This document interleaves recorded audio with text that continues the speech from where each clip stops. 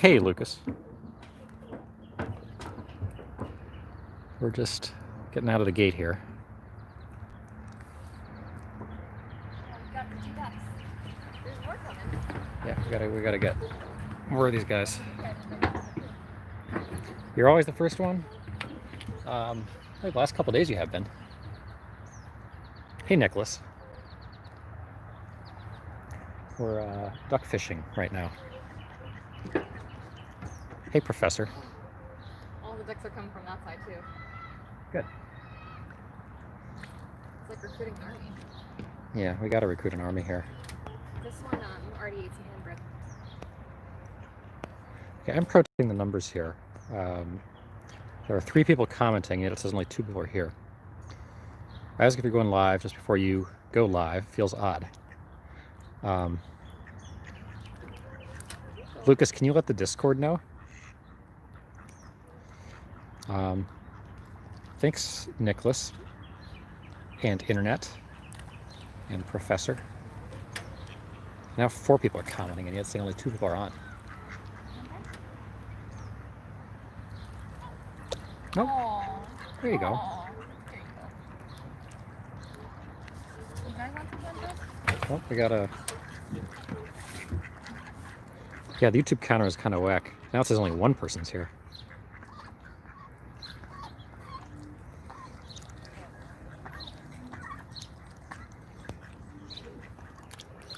It also undercounts the views after the fact.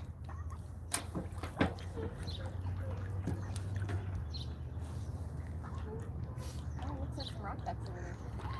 Okay, so we might have some rock ducks that come and visit us. Oh, wow, look at these guys. They're all coming. Oh, thanks, Lucas. Okay, so we got an army on its way. Everywhere. Yeah, we got an army coming. We start out with 1 duck and now we have... We'll see if we get geese. I didn't try to get killed by, or I didn't... A goose didn't try to kill me today, so... Yeah, we didn't... The geese didn't impede our journey today like they did the other day. So we were told to do more ducks today after yesterday, so we're doing our best here.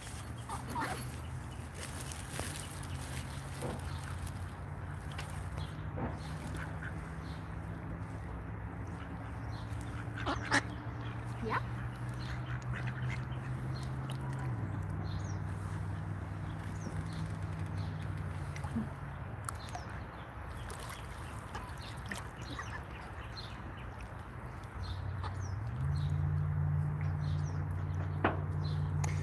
Wish we could post videos or photos on Discord. It would definitely add a new feature to the chat, posting about Karens and certain newsworthy stories. I think you can, can't you, Lucas? Nicholas says, I live with my parents. There's nothing wrong with that, Nicholas. Anything precipitating that comment?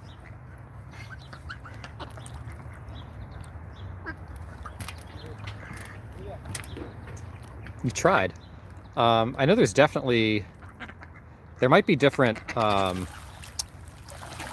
like, channels within the Discord.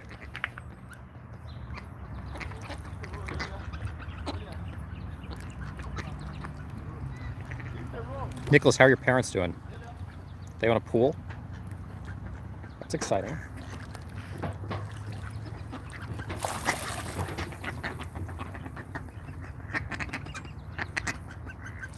What's the weather like in Utah this time of year? Is it good pool weather? Go to get the chat flowing in the Discord. Yeah. Well, we'll see if there's some duck fighting under the dock here. It's a very noisy duck. I don't know. They're arguing about something. This guy's like flying underwater. It's very noisy. Why do you get so noisy? And these guys are just sort of waiting their turn over here. Yeah, angry ducks. Sunny, but is it hot enough to go swimming? It's been a little cooler here actually, which some people like. I'm a fan of heat. I like July heat. I don't like when it's cold.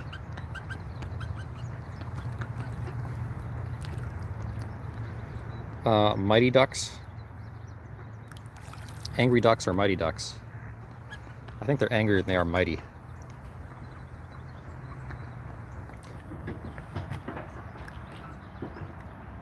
I think the pecans are mighty. These ducks are just a little... Oh, is this our turkey friend? Oh, our turkey friend is coming back. Hi, turkey friend. Maxwell not getting bails, interesting and good news, yeah. So that's... Herding the sea of ducks. Right for hen bread? Where are these ducks going? Turkey duck came right for hen bread. Um, He's very aggressive. yeah, he's going... He's a pretty friendly, aggressive duck. If you ever go down to South Florida, make sure you check out the ahingas, or snakebirds. I've never seen that.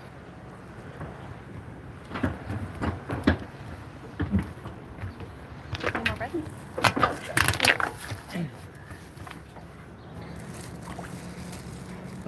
Internet says quack. Okay, Nicholas says it's actually 89 degrees there, which is pretty warm.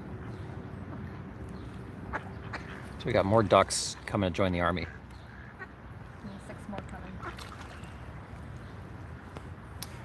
Emilio Estevez should have gotten the Oscar for Mighty Ducks. You're asking me to remember actors and actresses from 1992? Yes. That was it's a while ago. I do remember the movie though. It's your sort of standard 1990s formulaic sports movie. You're making him jump.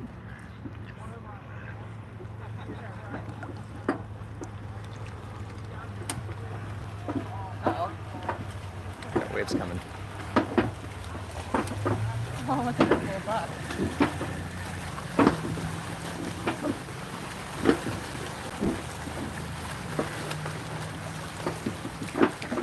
The ducks seem used to the waves though. It's this interesting situation about who owned Maxwell's house. A retired military man purchased it for her, and an interesting twist on the man being British. I haven't been following the details on Maxwell herself. I know the sort of general story that she's been leaking a lot about Epstein, but I don't know a lot of the details. It does sound like Prince Andrew's going to be in a lot more trouble. Found her phone covered in tinfoil. Interesting. Wonder what's on it.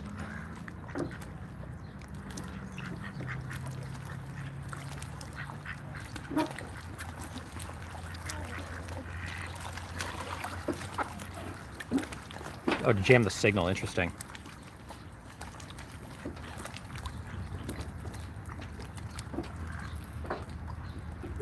I like this turkey duck. It's not the prettiest duck ever. Ow.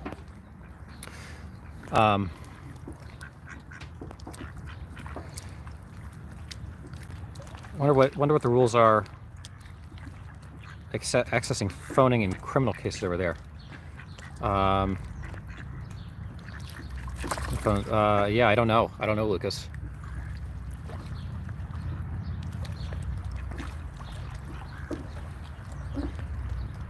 Don't forget about the 2 behind you. I'm trying to get them all to come to one side or the other so I don't have to keep going back and forth. Make them wait. Boating when it's not windy. She's behind bars for at least a year now before trial. Well, they'll probably be able to get a lot out of her. I mean, she has nothing to lose really at this point. Nothing will happen to Prince Andrew. Internet thinks. They'll probably give... Yeah, I guess I would be surprised.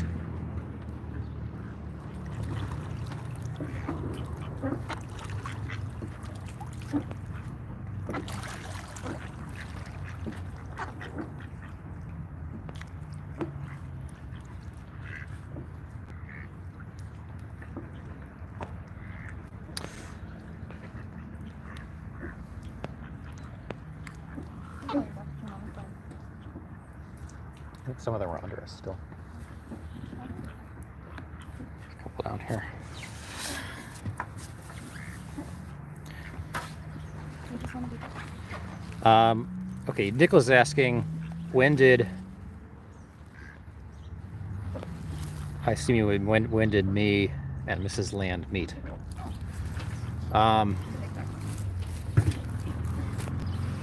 It was actually at a duck convention. We bonded over our shared love of ducks. Yeah, actually we were both dressed up as ducks, and It was meant to be. it was meant to be. Yeah. RBG. Last night we were talking about RGB, which is like the printer color system. Ruth Gator Binsberg. Gator Binsberg. No. The notorious RBG. RBG, Ruth Bader Ginsburg, is in the hospital again. Aww. Fever and chills, some kind of infection. Wrap her up in bubble What's her actual age by now? She's. I always lose track of how old the different Supreme Court justices are. I mean, they're all, they're mostly pretty old. It's sort of like the Pope in that there's always health risks going on. Late 80s. And how old is Clarence Thomas by now? He's got to be similar. Probably younger than Ginsburg, am I wrong? I don't think he's much younger. He might be a little better health, but I don't think he's much younger. Wow, look at this stuff. Oh, never mind. You didn't catch it? He caught the first one. There he goes. This is kind of incredible. Okay, he's a pretty good acrobat duck. Oh, Clarence Thomas only 72. Interesting. He's actually not that much. He's actually not that much younger than, or not that much older than Roberts, who's 65. He was very young when Bush appointed him at like 50 to be Chief Justice, but he's been in that role now for 15 years. I really like this acrobat. This is a good duck. Is very good at catching.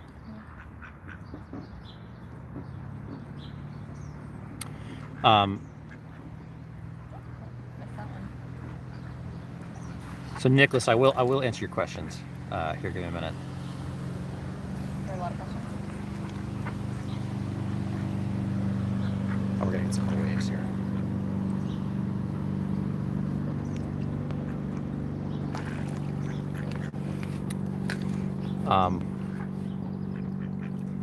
So I assume, so Gorsuch and Kavanaugh have both got to be probably lower 50s, I would imagine. Pretty young. Um, I'm not sure how old Kagan or Sotomayor are.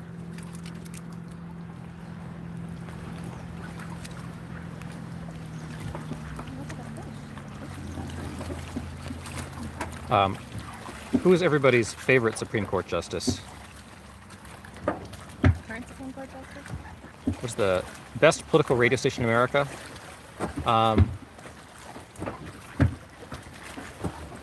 LBC. What is LBC, Lucas? I don't know if there's a single best political radio station. There are radio programs that are syndicated on different stations in the United States, but we don't have centralized stations the way that you guys have in the UK. So what would be the most popular or most listened to political radio shows in the country? I've got to think Rush Limbaugh is number one. I wouldn't necessarily say that's the best, but it's probably number one in terms of ratings. Generally, political radio in the United States skews right. Almost all other forms of media in the United States obviously skew very, very left. But talk radio is sort of the one bastion of right-leaning media in the United States. Although it's obviously shrinking in the age of podcasts and whatnot. I can hear it echoing underneath us. Yeah, we got some ducks underneath us.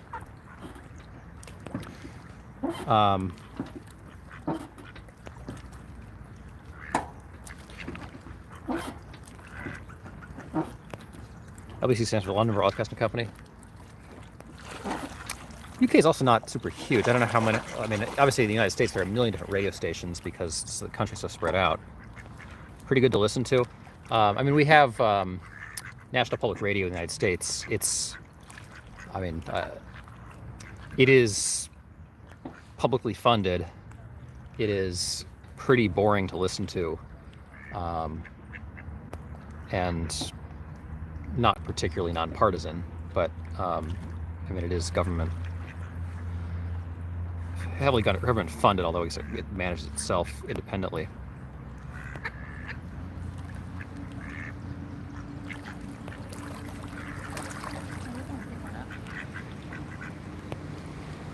A lot of arguing at night with people calling up about face masks. Interesting. NPR is left-leaning, says Professor. Yeah, no, that's not a surprise.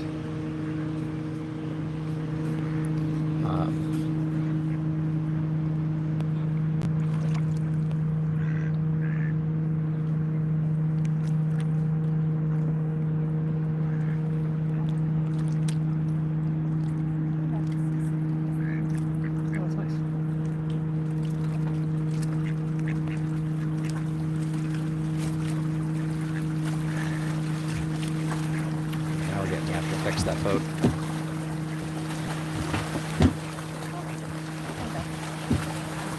Okay. Okay. Okay. Yeah, let me plan to be here by then.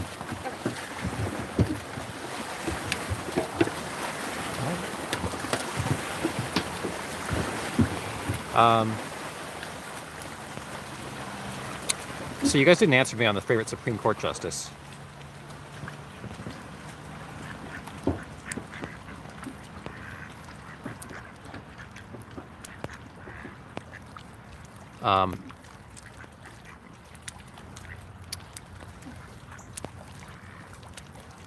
And Nicholas, you were asking me about, are you still on, Nicholas?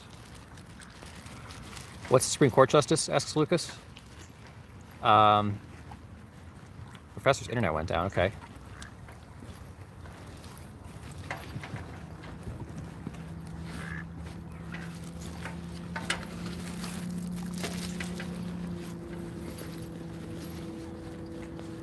Have to be Kavanaugh or Thomas, says Professor.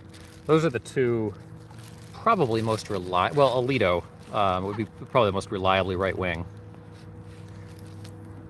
Huawei? What is that? It's been banned in the UK? I don't know what that is, Lucas. So if Nicholas comes back, I want to answer his questions. But we can look up the top radio programs in the United States.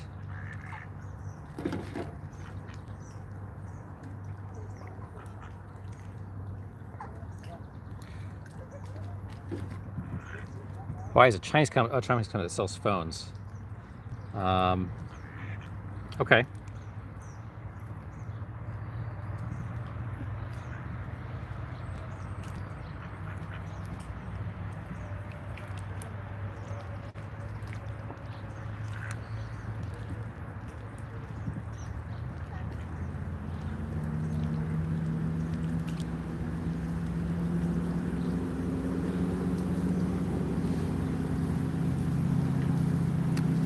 That's from 2013. Let's see if we got a more current list. Top 50 streamed talk show hosts. So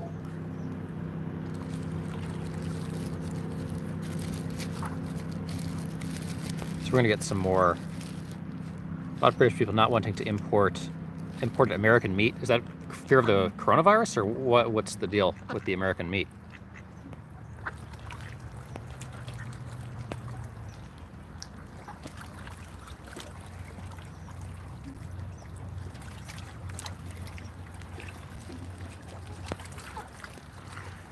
Okay, number one would be, number one political radio show in the United States is Rush Limbaugh. Number two is Michael Savage. which is actually quite an entertaining show. He's a little angrier. 3 is Sean Hannity, who's on the right. 4 is Mark Levin, who's on the right. 5 is Laura Ingraham, who's on the right. 6 is Clyde Lewis. 7 is George Noory. 8 is Alex Jones. 9 is Glenn Beck. And 10 is Howie Carr. Dennis Prager, Hugh Hewitt.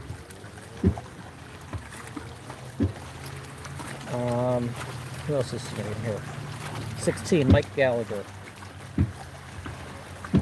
18, Brian Kilmeade. Let's see, who else is on here? 22, Larry Elder. 27, Bill Cunningham. Let's see, 36, Joe Piscopo. 40, Dave Ramsey.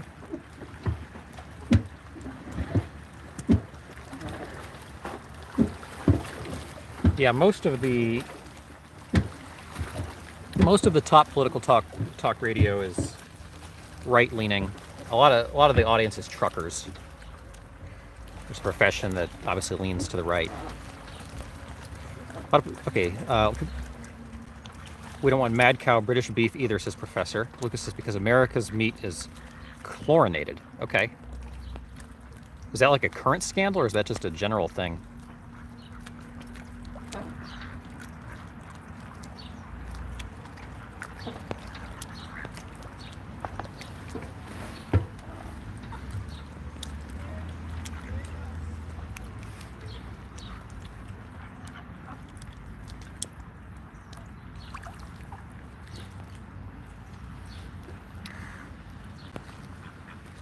Chlorinated makes most sense. So it's a general thing. If your meat has always been chlorinated, very unhealthy. You know, I haven't heard a whole lot about that. If there's in fact chlorine in American meat, it's certainly not a big topic of conversation here. Why would I don't know? Is chlorine part of the normal process of preparing meat? It doesn't seem intuitive to me.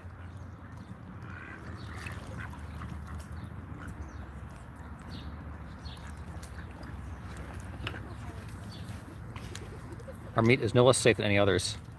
I would think, by and large, it's probably safer than most other countries, but I don't know about compared to the UK. Yeah.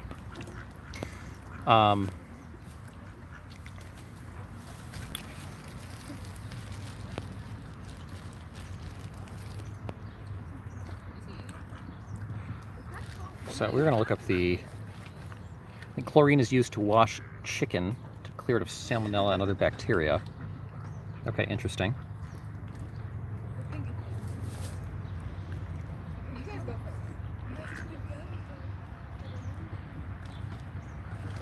Okay, the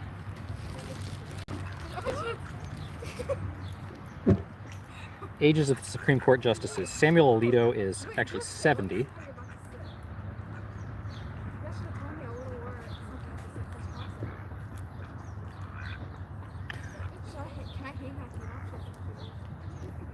Okay, Clarence Thomas is 72. Ruth Bader Ginsburg is 87. Stephen Breyer is 81. John Roberts is 65. Samuel Alito is 70. Sonia Sotomayor is 66. Elena Kagan is 60. Gorsuch is 52. Kavanaugh is 55. The oldest would be Ginsburg at 87. Breyer at 81. Thomas at 72. And Alito at 70. So Ginsburg is by far the oldest.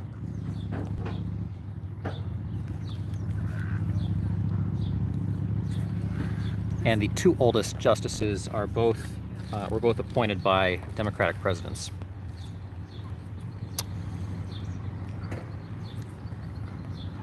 Okay, professors, I think chlorine is used to wash chicken, cleared of salmonella and other bacteria. The professor has agreed that's safer.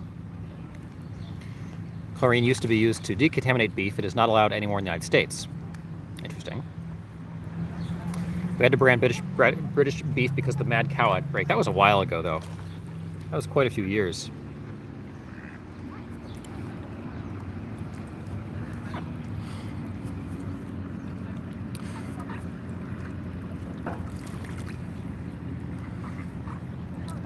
So,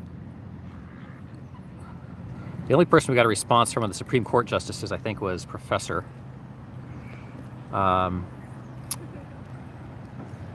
The talk radio, I guess we went over the top talk radio hosts. Talk radio stations would just be geographical. The only talk radio that's really national from top to bottom, again, is National Public Radio. And that's government funded, but generally a bit left-leaning.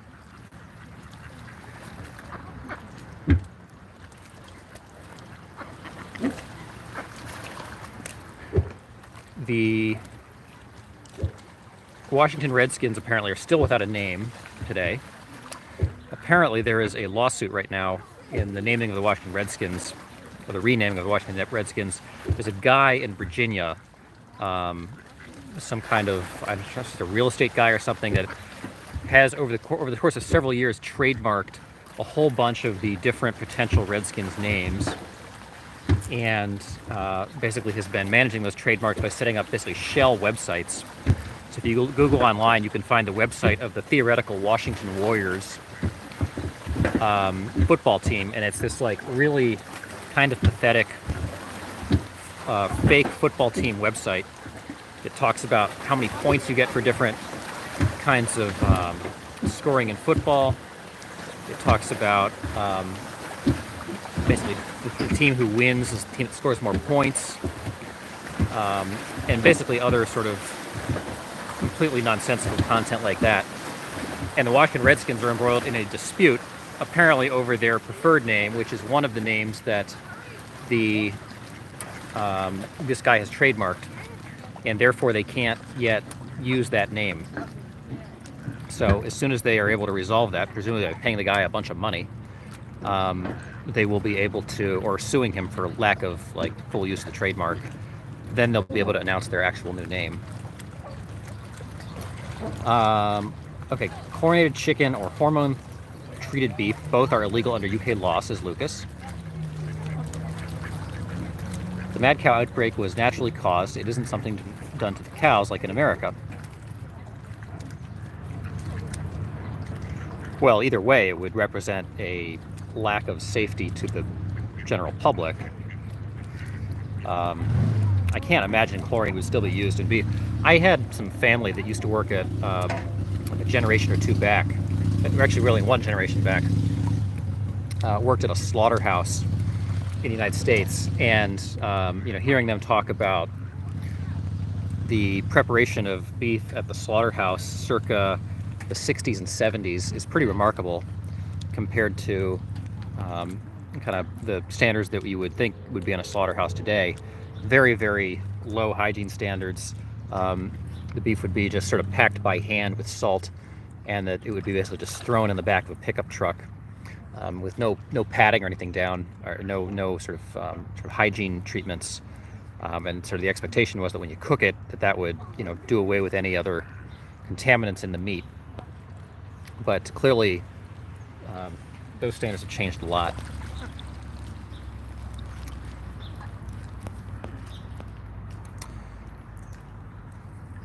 So internet's saying that chlorine is not allowed in meat in the United States now. Not my area of expertise, so I can't shed a whole lot of wisdom on it. Have you ever seen how much chemicals put in their foods compared to the British or any other country? One of my least favorite things is when foods expire. Nothing scares me more than opening the fridge and having expired milk, expired eggs, or expired meat. So if it takes a little bit of preservatives in order to do that, then I am totally pro preservatives.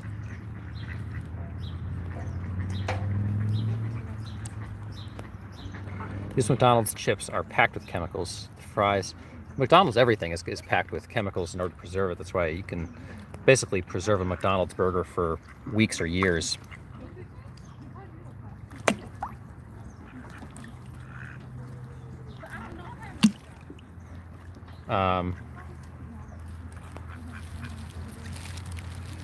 Okay, professor says our food is fine, Lucas. You just banned ours because you want to protect your tiny agricultural market. UK has a pretty limited agricultural market just because of climate, obviously. You get pretty sort of weedy vegetables in a lot of the UK if you're eating from homegrown food there. A lot of radishes and things like that, kind of grassy things. Very unhealthy country, says Lucas. I think I think Lucas is generalizing a little bit.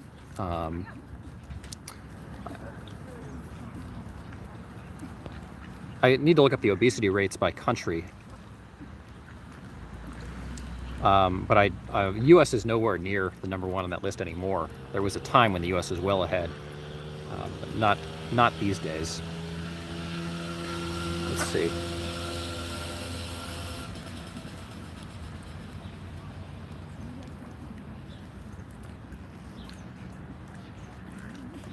Obesity rates by country. Let's see.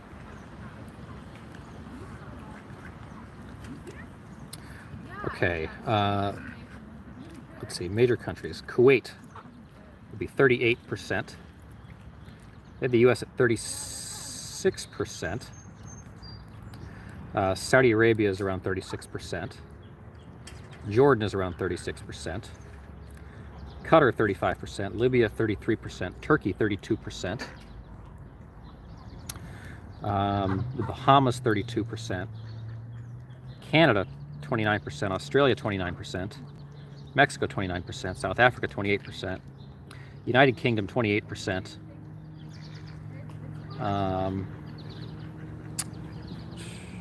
Israel 26%. Ireland 25%. Greece 25%. Spain 24%.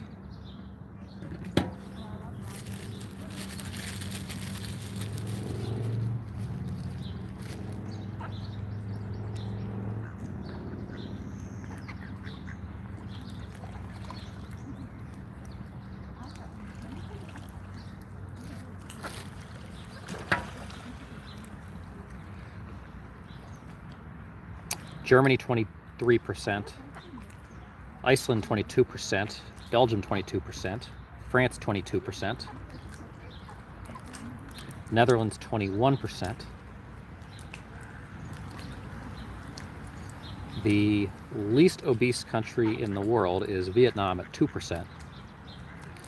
India 4%. Japan 4%.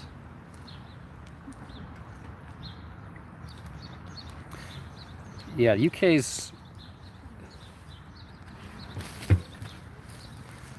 is pretty high. UK is up there about 28, 29%.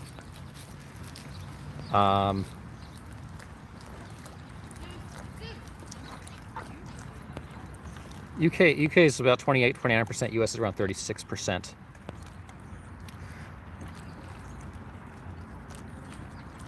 Kuwait is a little bit higher than both of them. And then there's a whole slew of small countries that are ahead of basically everyone else.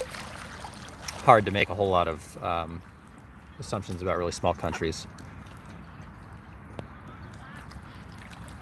UK is definitely up there, though. It's definitely pretty high on the list compared to most of Europe.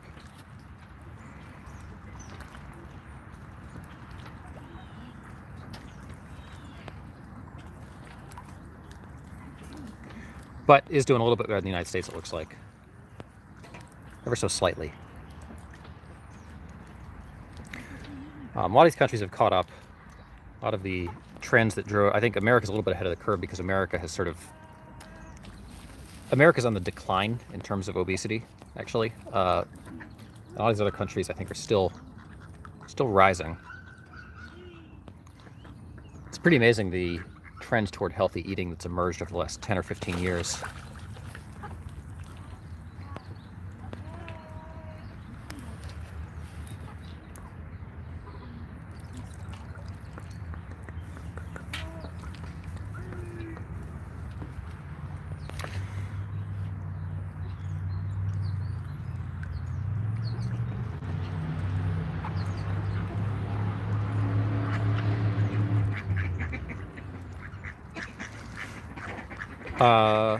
Nicholas, are you on? Are you still on? Or did you leave? There's some noisy ducks down here.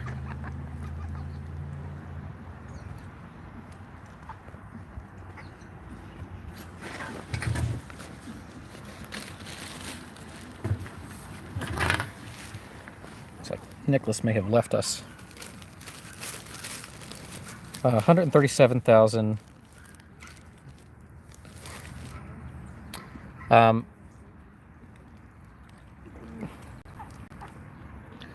Your choice, how much you want to eat. 137,000 dead. It's a big number. The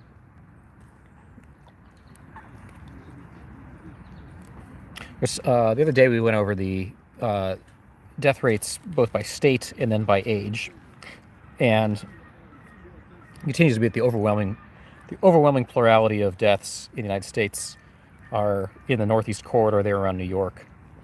New York, New Jersey, Connecticut, Massachusetts, very, very high.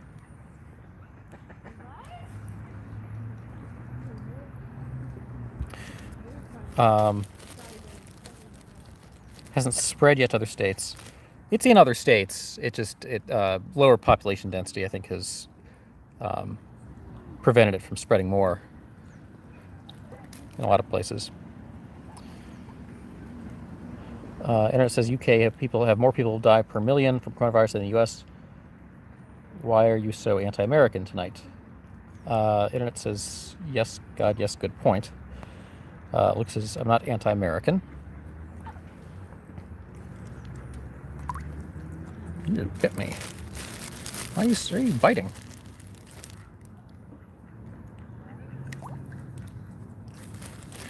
The UK is far worse affected from coronavirus than we are, says Professor. Plus, we're more advanced with testing.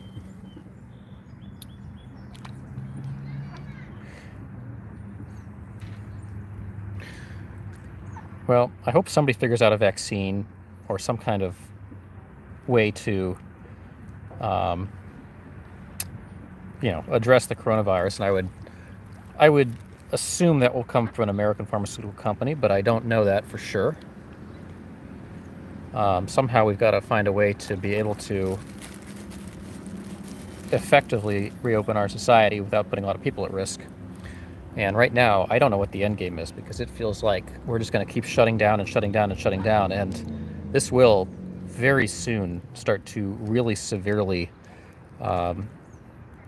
impact in ways that will be felt by everyone. I was just talking today to someone who's trying to get a loan for a major project and talking about how skittish the banks are around small businesses and the expectation that small businesses are going to fail at a massive rate here if we continue this a whole lot longer.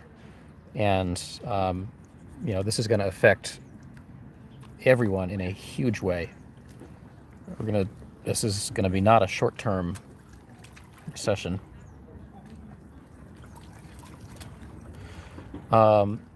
American companies are ahead of the game when it comes to vaccine development. I just can't believe there's going to be a vaccine.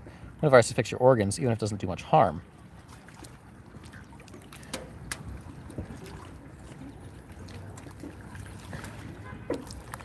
Yeah, I know a couple people have had it. It certainly does not seem pleasant. One got over it relatively quickly, although it was very painful, they said, while it was happening, like literally physical pain. They described it as feeling like someone was beating them up with a bag of bricks for the duration that they had it. And when I talked to them while they had it, they sounded really, really, really bad. The other person I know that had it was feeling the effects for the better part of 6 to 8 weeks in a pretty major way. I assume they're doing a little bit better now, but I don't know that for sure. So it is not an insignificant thing. I assume at some point we will all get it.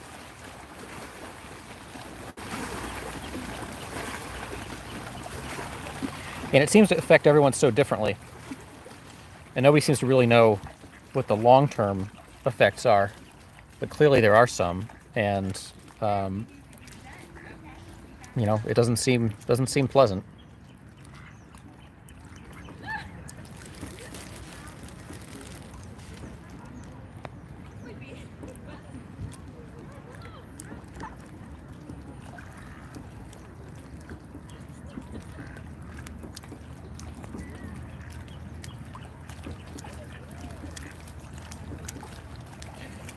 Americans going to COVID parties.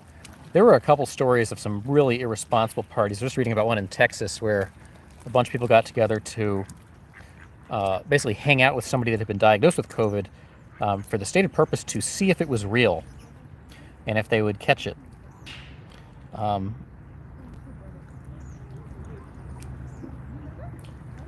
That TikTok girl licking the toilet, I didn't see that, but that sounds unfortunate and dumb. Madness, says Lucas. Yeah, there's. I knew from the beginning that Americans have a tendency to not like to obey government edicts for very long, and that this was going to be very much, a process of people being very independent and entrepreneurial in respect to how they responded to it as individuals and as states.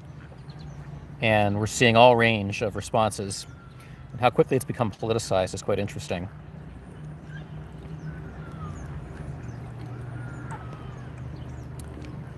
I'm seeing more and more businesses go out around here every day, says Internet. Yeah, I think that's where it's getting really concerning, because it's not going to be those businesses that fail. It's going to be the people to whom they pay rent. It's going to be the banks to whom they took out loans. But it's going to then trickle on to every one of us and probably affect all of our jobs. So get ready, guys. It's going to be an interesting next year or so, particularly if we have to keep being locked down. Professor says, I don't think the lockdown is helping much other than trashing the economy here. I think there's some evidence to that effect. Again, it's become very politicized, and that's irresponsible for sure. It says, I'm not sure how many locations they're shutting overall, but I've seen large chains like Ruby Tuesdays and TJI Fridays and IHOP close stores around here. I was shocked looking at the list of stores that have filed for bankruptcy, the list of major chains that have filed for bankruptcy since COVID started. It's a huge list. It doesn't even get in the news, but major chains, just one after the other, are filing for bankruptcy, and this is going to have serious implications. They need to protect the most vulnerable, says Lucas, and get on with life. Instead, the government's seeking this as a way to get rid of the disabled. And it says, I think they might be exaggerating a little bit. I'm guessing they've never been hit with a brick. I don't know. I didn't have it. Internet. They sounded pretty bad.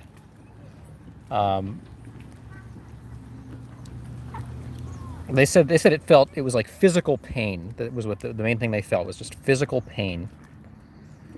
Lucas said 10% of disabled here have died in the UK.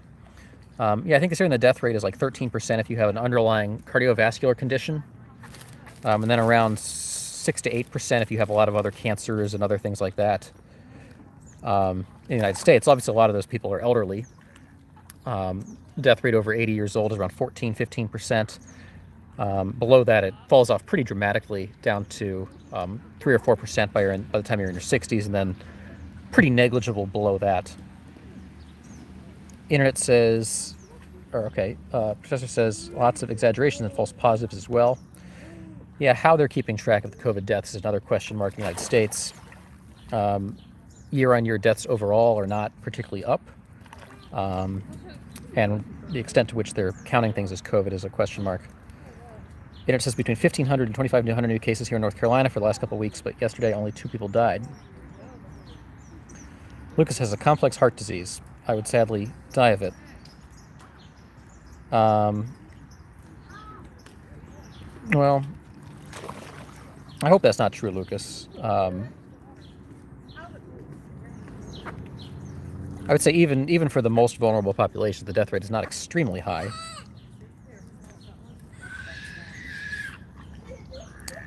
Brazil's president has handled it the worst.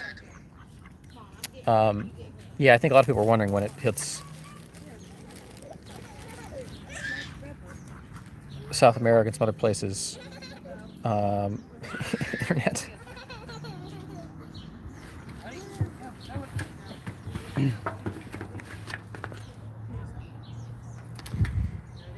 I told my doctor I would. That's how bad, says Lucas. Well, I hope not, Lucas. take care of yourself. I hope you can find a way to not get it then.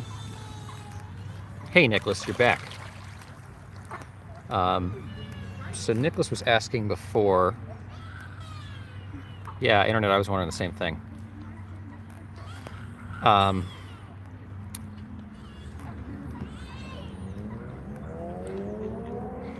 Nicholas, you were asking before how Mrs. Land and I met.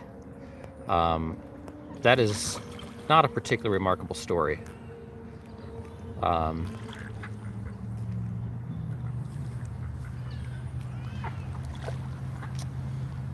Lucas, if you don't hear from me, I'm in a grave. Lucas. Oh, the TikTok girl who licked the toilet, says internet. I haven't seen that video. What are your guys' general impressions on TikTok? I know it's one of the programs we're not supposed to download now because of Chinese government. Professor says, Lucas says TikTok should be banned. Professor says TikTok should be banned. Probably the teens that are on TikTok were not a fan of that position. Lucas agrees with Trump.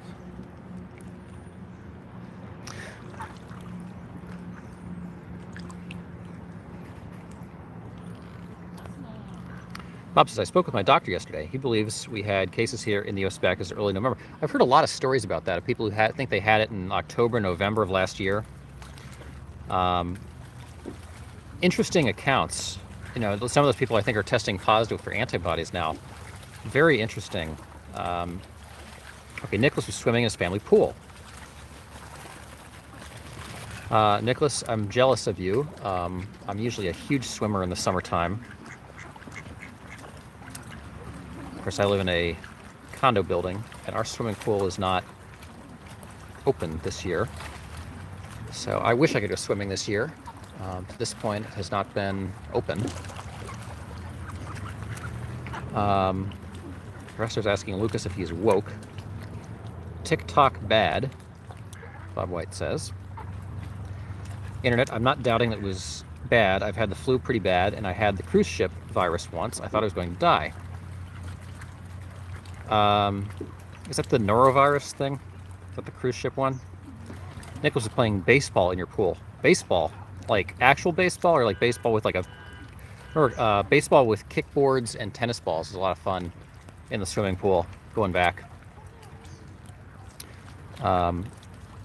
Lucas, Rainbow, I'm in the middle about my views. I don't hate Trump.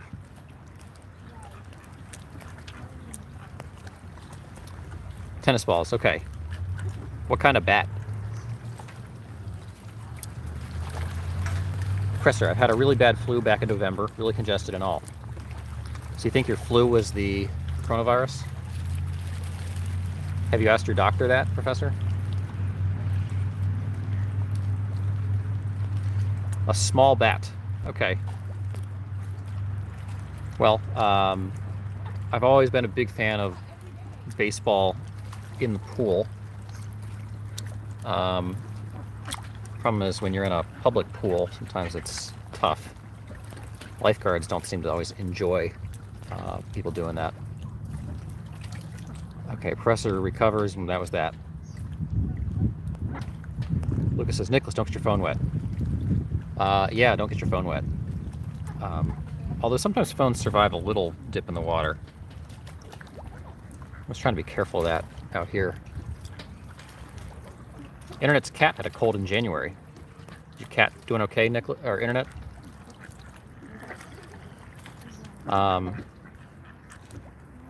It's kind of weird when cats get colds. They get very down for a while. It's very sad seeing them all depressed. Nicholas, don't take my phone to the pool. That's good. Nicholas, who do you play baseball with in the pool?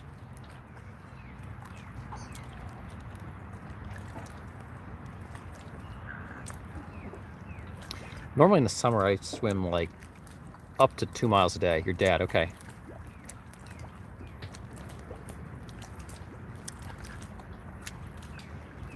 Who wins between you and your dad?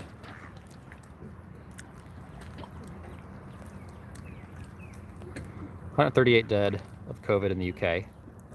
Is that today? Okay, you do. Nicholas, remind me how old you are.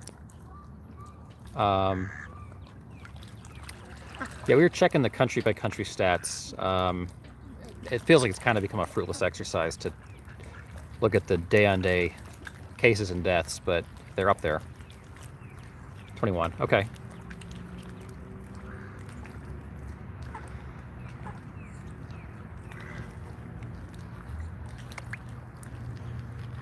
$26. Okay.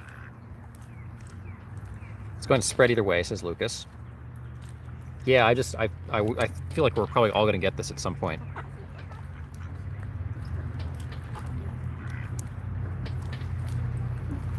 I feel like we have a contingent of like a lot of people sort of clustered around 50 years old, a lot of people clustered around 25 or 30, and then a couple of people who are lingering around at like 17 on the duck streams. It's spell checked, 26.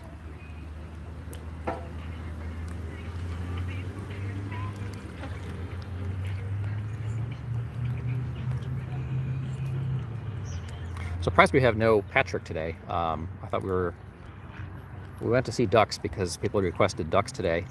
So we're out here with ducks after a pretty light day on ducks yesterday. Yesterday we had some interesting, not protest activity, but we had some interesting views that we heard from some folks around the removal of Columbus statues. I saw the New Yorker had a big piece today on the removal of Columbus statues in Columbus, Ohio. Thanks for the like, whoever popped that on there. Obviously, the likes help us out a lot, as do subscriptions for anybody who's new here. And remember to turn on your notifications if you want to find out when we're streaming. And just a reminder about the Discord link in the description. I know Luke was trying to get some discussion going on the Discord. And the Duck Fund, which is the PayPal link if anybody wants to help support resources for the ducks. So we're out here with ducks today. We got this big white duck with the goggles here. Does everyone wear a mask when out? That's a good question. Lucas, I wear a mask when I go out if I'm around people. Anytime I go into a business, certainly I'm wearing a mask. If I had people within 6 feet of me right now, I'd be wearing a mask. Bob does if I go inside anywhere. I've been surprised at how many people aren't wearing masks in businesses. I've been very surprised at the difference between the general sort of public ethos on the East Coast around the masks and sort of what I've experienced so far on my swing through the Midwest here. A lot fewer people wearing masks out here, and generally sentiment against it. So this weekend there's going to be a big anti-mask march on the state capitol here in Columbus, Ohio. And there's, I guess, going to be Antifa there as well, and potentially some neo-Nazis. So interesting times. The confluence of the Black Lives Matter protests and the anti-mask protests will be interesting. Nicholas asking, what are your favorite parks with rides? I think the best amusement park that I have been to in the United States is probably Cedar Point, up on Lake Erie in Ohio here. I have not done a lot of amusement parks in the last several years, although I tend to enjoy them. We talked about Disney World, Disneyland the other night. I'm not a fan. Bob says, not many people to encounter otherwise. Lucas, I can imagine a lot of shop workers have died. What do you guys think about school? Should students be returning to school this year in full, or should we be continuing to do schooling online or in some hybrid fashion? Are we planning on going to the protest, Lucas asks. Lucas, I got to read a little bit more about who's going to be there and kind of find out whether it's something we will want to be at. Yeah, guys, I don't know on the protest. If it's a lot of Antifa, we may not go, just because you guys probably saw our experience with them in DC. They very clearly told us we were not going to be filming them, even though it's a legal thing to do. Nicholas says lagoon. What is Lagoon, Nicholas? Bob says, Lucas, are you from the UK? And Lucas says, yes. Professor says, schools must reopen in the fall. Bob says, my kids are being homeschooled for the near future. Nicholas says, Lagoon amusement parks. Okay, I guess I don't know what those are. Are those regional? Oh, the only amusement park in Utah. Lucas says, my advice is if it's anti-mask, please wear a good mask. Getting the good masks is hard now. Not a lot of good masks available. But I got some. This is the only amusement park in Utah.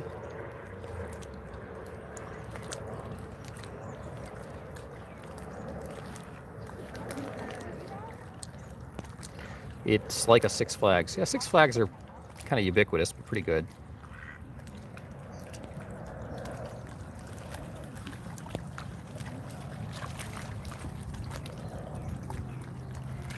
Bob says, Lucas, did they make masks mandatory except for shopkeepers when you go in the shops?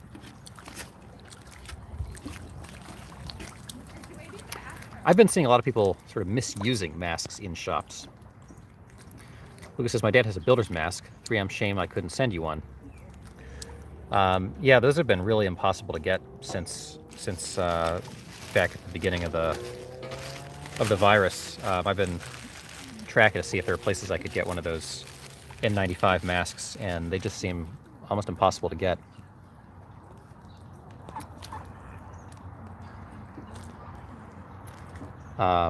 Something on the BBC about, I'm not sure which topic that was, Bob. It says older opens in 1886. Oh, interesting. Okay, the amusement park. Yeah, there's a lot of good older amusement parks in the Midwest. A lot of these sort of mom and pop amusement parks. They're kind of fun. Rickety rides, always more fun when it feels like it's going to fall apart. Lucas says, shopkeepers here have to wear them now, but not before. Sadly, many have died. Bob, who works in shops. Professor says there are funny clips of different kinds of masks people wear in shops, from a shoe to a Chinese takeout carton. Interesting. Well, for a while during the pandemic, it was so hard to get masks that, I think people were wearing scarves and whatever they could get. In the early days, I was wearing a scarf because you just couldn't get masks online.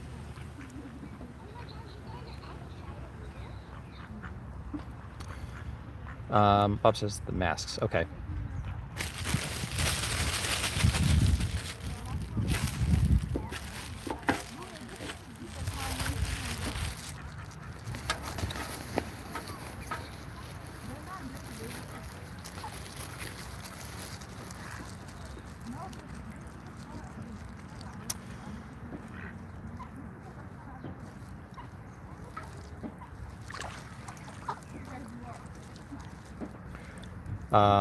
The Cannibal, says Nicholas. I guess since I don't know the specific amusement park, I wouldn't know the ride. Are we generally pro or anti roller coaster?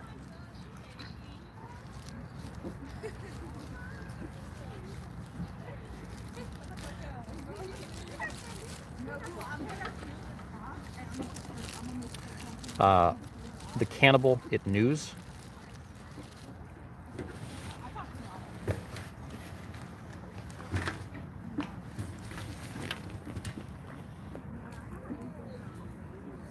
Oh, it's a new ride, I guess.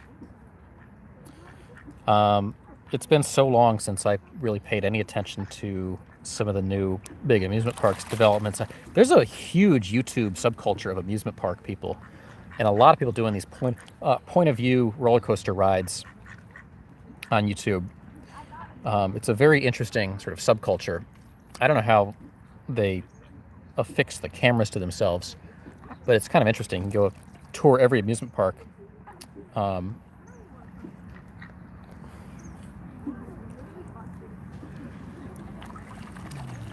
Lucas, gosh, would have thought 2020, I'm watching ducks and talking about a virus that has caused this much destruction.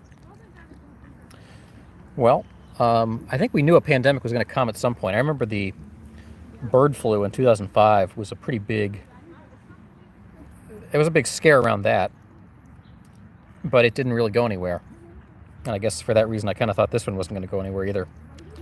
But then once it was coming, I don't think anybody expected it to keep dragging on like this, like it has. And what's scary is I don't think anybody really sees the end game right now on sort of where this is headed. Lucas got 50 masks beside him. Can you wear all 50 at once? In the early days of the pandemic, I remember watching a guy on, I think, Reddit, wrapping rubber bands around a watermelon, trying to see how many rubber bands around a watermelon it would take before the watermelon exploded. Things people do when they're bored during COVID.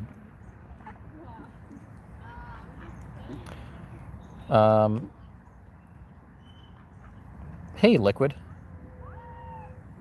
Liquid is... You join us so sporadically. But thank you for popping on.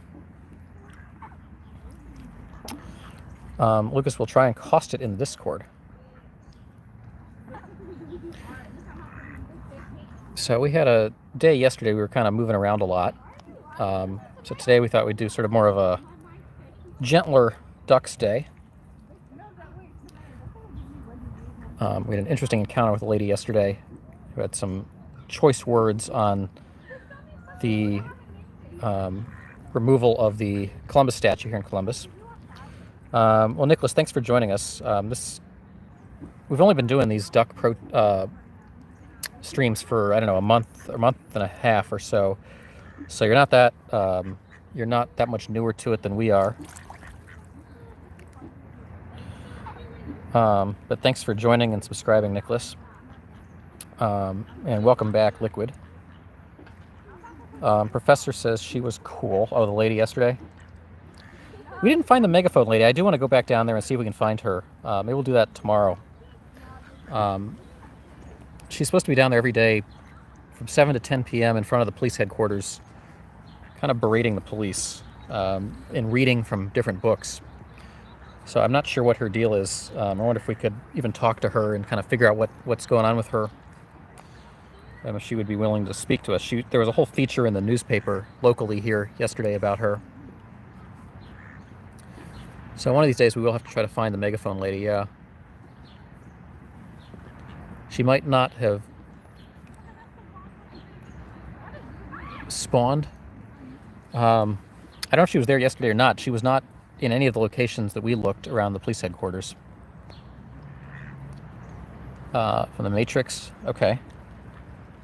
We had a whole conversation about the Matrix the other day, and whether we are living in a Matrix or not. And I said I thought that was a ridiculous conspiracy theory and doesn't make any sense, and there would be no reason for that conspiracy theory to even exist. But some others were defending it.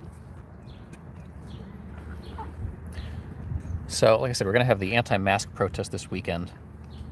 Ever had eye floaters? I don't think so, Lucas.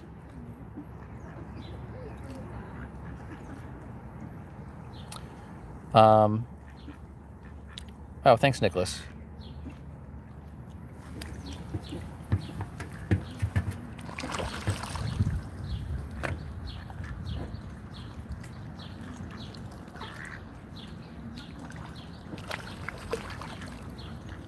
So earlier we were going over the top talk radio hosts in the country in response to somebody's question. I think Lucas's question around radio programs.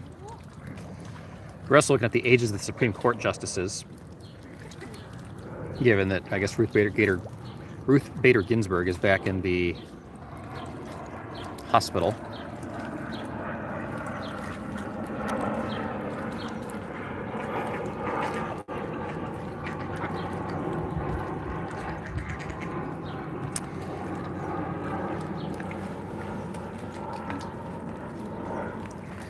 And I think we got some duck fighting over here.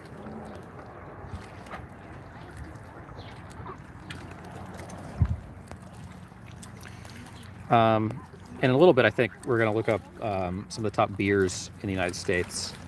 So we had a whole discussion last night around Budweiser and other beer topics and other drinks generally.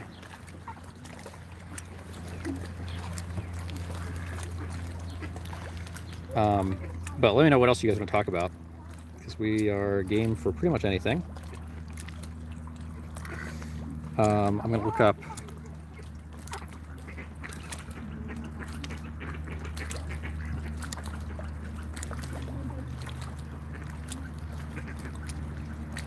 some noisy ducks behind us.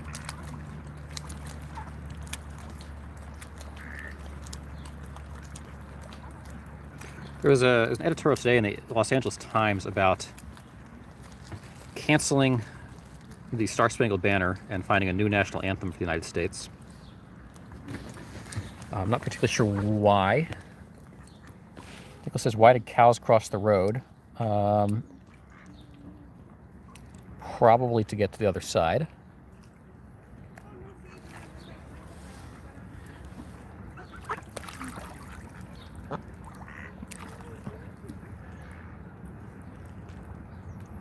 But you tell me, why did the cows cross the road? To get to the movie? Oh, that... okay. We've had a lot of really bad jokes on here. Wild Bill is usually one of the biggest perpetrators of bad jokes.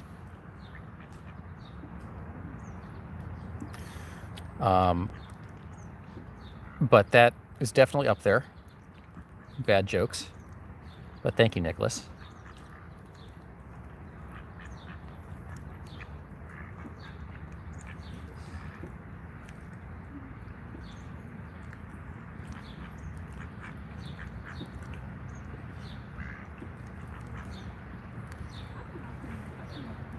We only got 4 jokes. What are the other 3?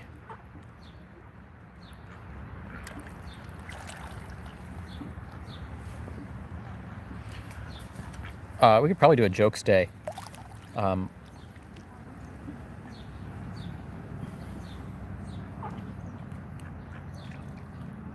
Knock, knock. Who's there, Nicholas?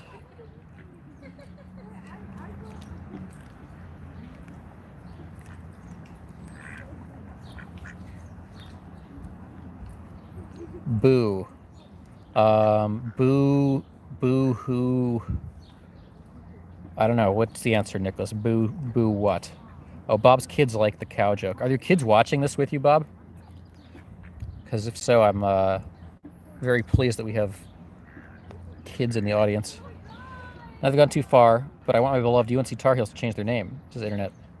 Yeah, that's one that... There's some names that just seemed like... I don't know how they've slipped through there. The Notre Dame Fighting Irish is one that I just don't understand why that is okay at this point. But I guess it's... somehow that slips through. Why you crying, says Bob. Don't cry it. Knock, knock. Okay.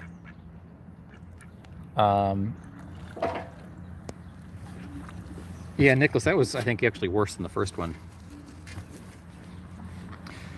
So, yeah, these are not... I'm not real impressed by the jokes right now, guys. We gotta up the joke game a little bit. I know it's not the easiest format for jokes, but we gotta up the game here a little bit. Bob also had a pretty... He said he had a dirty joke that we needed to... that we still haven't heard the joke.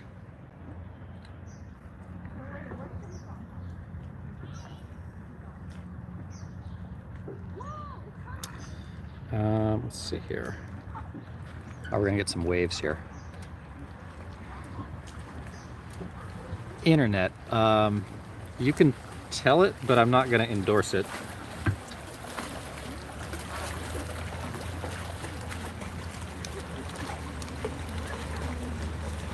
I'm trying to see.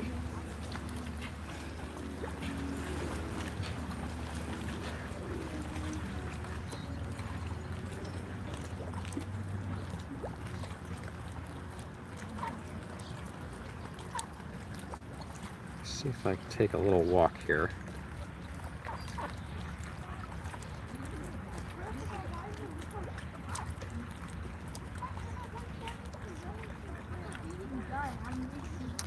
Okay, knock knock, says Nicholas. Who's there, Nicholas?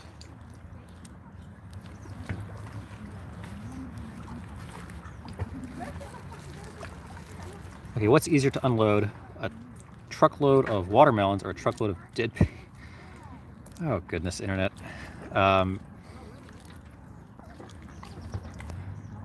Internet, I don't know that I can endorse that as a joke.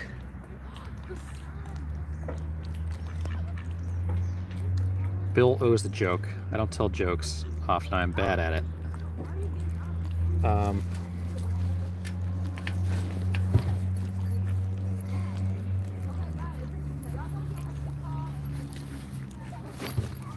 So guys, I thought I'm going to take a little bit of a walk now. There's something I want to go find here.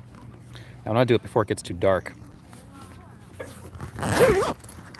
So we're going to take a little bit of a walk. Joke about Trump's wall. This is Lucas. Oh, never mind. You won't get over it. Ha. Ha. Okay. Yeah, you guys are competing for very bad jokes here.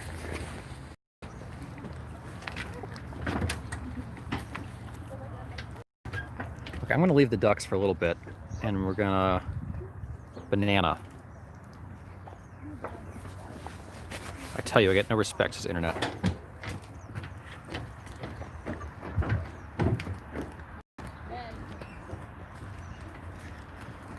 Take my wife, please, says internet.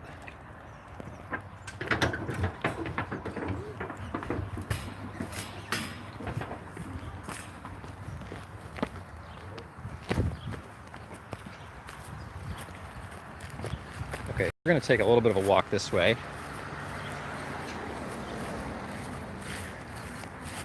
We're going to have some other ducks, so don't fret. But we're taking a little bit of a journey.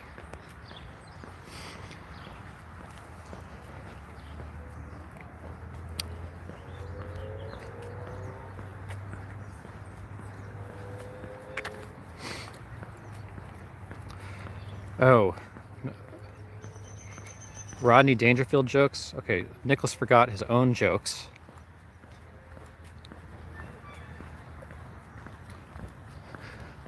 There was a poll a few years ago about the best joke in the world.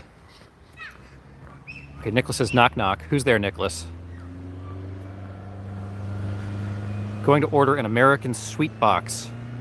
I might as well for happy than die of a virus.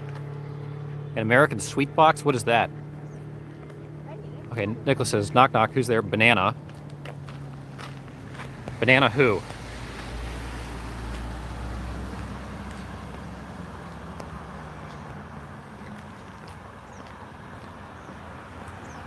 Is this a variation on the aren't you glad I didn't say banana?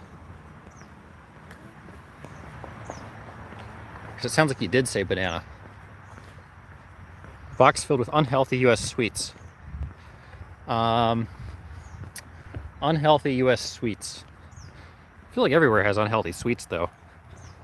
Can't you get some local unhealthy sweets? Or are American unhealthy sweets better? I think America does good dark chocolate. Not a lot of other countries do really good dark chocolate.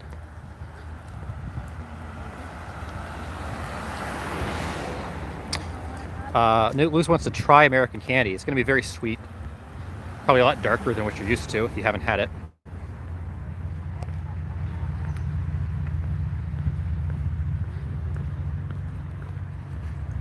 Feels weird saying candy. Why does that feel weird?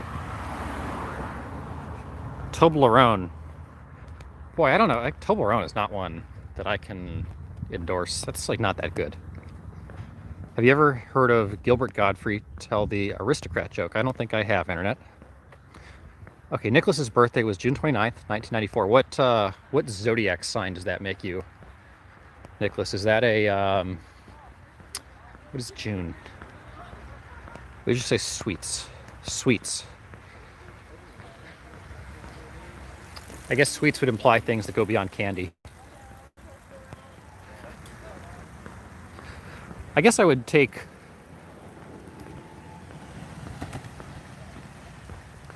most kinds of cookies and other kinds of sweets over candy itself.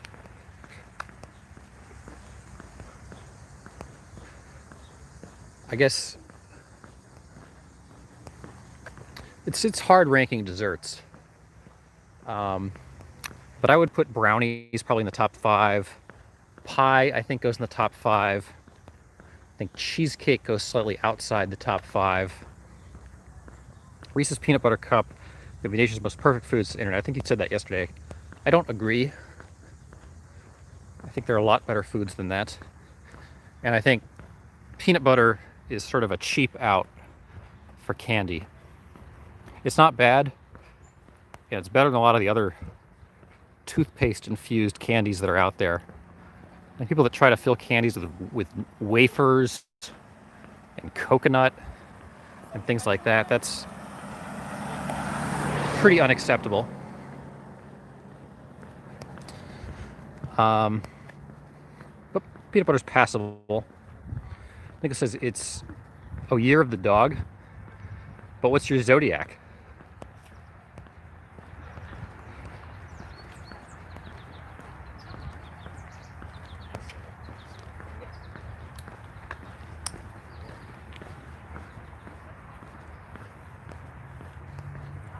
What are Airheads like? Am I a Hershey's man? Hershey's is fine. I mean, Hershey's is pretty unremarkable.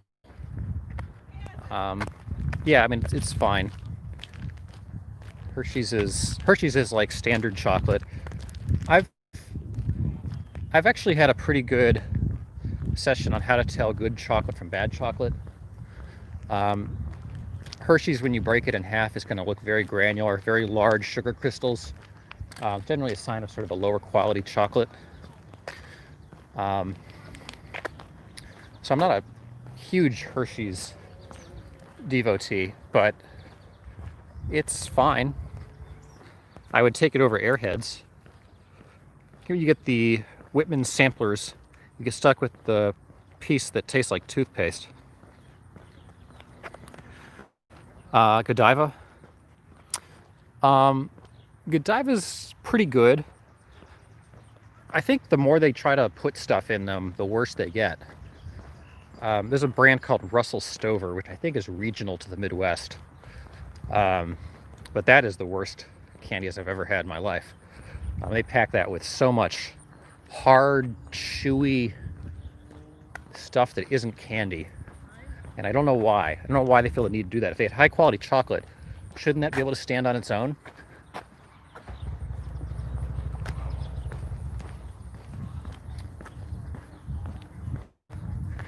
Of course, on a hot day like today, there's nothing better than some kind of frozen treat. Yeah, although I think straight ice cream is pretty good. Dairy Queen, I think, is pretty good. Dairy Queen Blizzard's pretty good. I don't know, like slushies, yeah, that kind of stuff is like okay. Favorite color of Jello? Favorite color of Jello?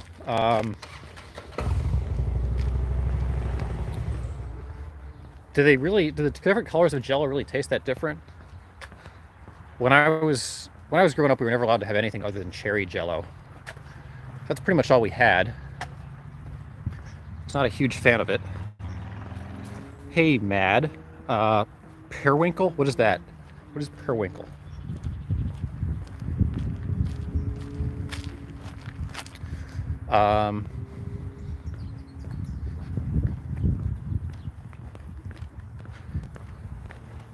Should look up the. Let's look up the favorite desserts.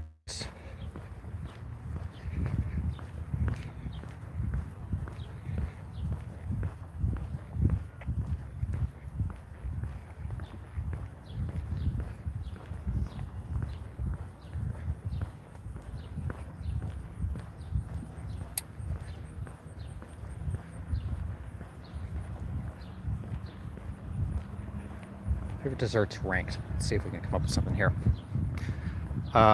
We have Russell Stover here. Isn't it terrible? Okay, periwinkle's a shade of blue. Nicholas likes cake. Okay. Okay, best dessert on Ranker. Let's see. We'll start from number 25 here on frozen desserts, or on best desserts. What chocolate I prefer? I'll come back to that, Bob. Number 25, funnel cake. 26 is carrot cake, by the way, which I'm surprised is that low, because carrot cake's pretty good. And 28 is s'mores. 24 is fudge. So I guess people like fudge, generally.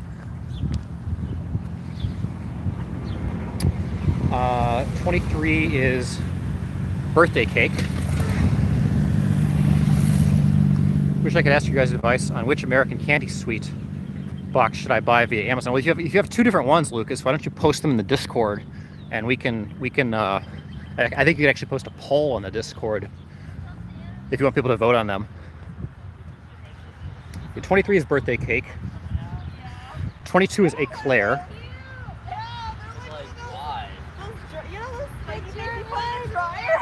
21 is frozen yogurt.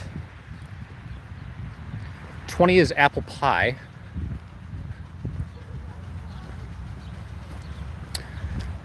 20 is apple pie. 19 is molten chocolate cake. 18 is candy.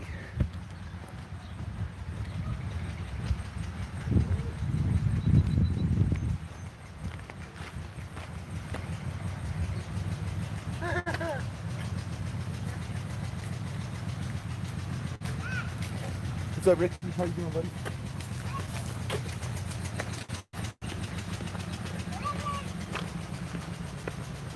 $17 is cupcake.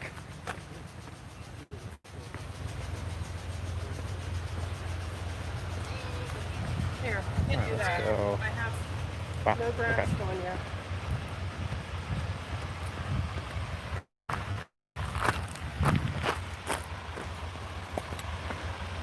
$17 is cupcake, 16 is gelato, 15 is chocolate cake, 14 is ice cream cake, 13 is ice cream sandwich, 12 is cookie, 11 is pie, 10 is cinnamon roll.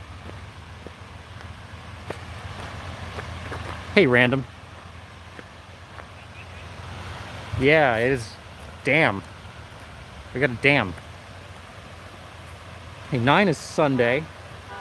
8 is cake, 7 is donut, 6 is cheesecake, 5 is milkshake, 4 is chocolate, 3 is chocolate chip cookies, 2 is brownie, and number 1 is ice cream. That's a pretty good list. Okay, so we have a dam here. Flowing very smoothly.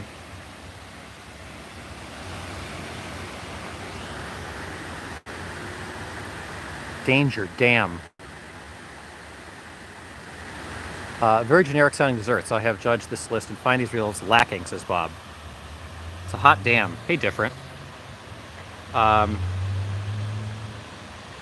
This is a very well manicured dam. Look at how smoothly that water is flowing. You think it's a hydroelectric power dam?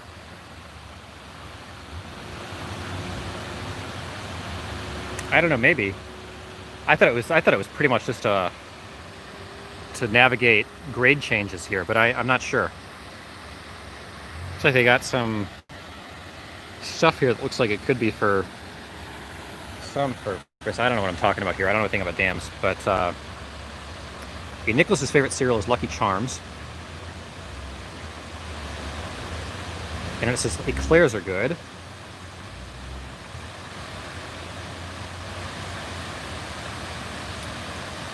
So yeah, this is a dam, and I think it navigates the difference between the reservoir up where we were, and then eventually this will flow. I think into the Scioto River, which is the river that goes downtown Columbus. Very flat part of the state. So I'm surprised they were able to get this much of a grade change for this dam. Okay, Nicholas is asking about favorite cereals. Hey, MC. Yeah, it's a... I don't know if it's a goddamn or not, but it's a dam.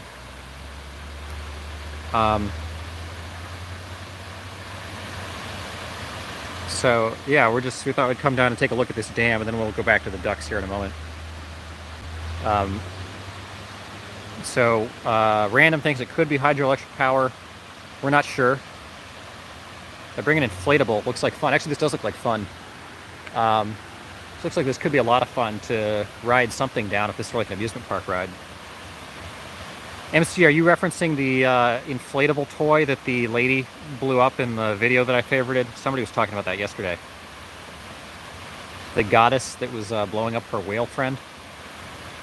The place you would want to go fishing. Toss a duck on top and they will love it. I don't know why the ducks don't come down here. What part of Ohio is this? This is in Columbus, Nicholas. It's the center of the state. Not a particularly interesting part of the state. Very flat, not particularly picturesque. Good neighborhoods, but I guess they have this dam. And there's not really a very good place to view the dam. That whale video was kind of disturbing to me. This is random. Yeah, it's kind of disturbing to me too, random. I don't think I have seen the video you're referencing, MC says. If you click on my channel, I think it's one of the top linked favorited videos. Those look like they may be outlets for turbine tubes, but if they were active, I don't think you would be allowed that close to them.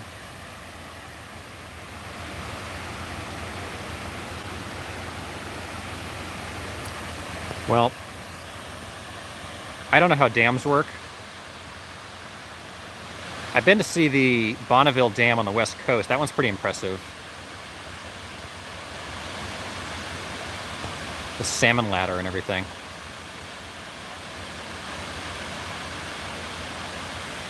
Get this, I don't know what this is, this congealing white foam here. So, let's see what else we can find here. There's this big wall. Maybe just flood control outlets, perhaps.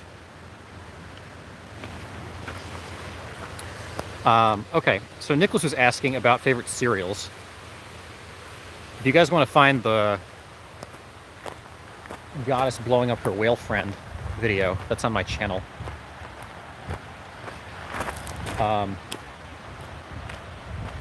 Or the LED sheep art. That's another good video on my channel.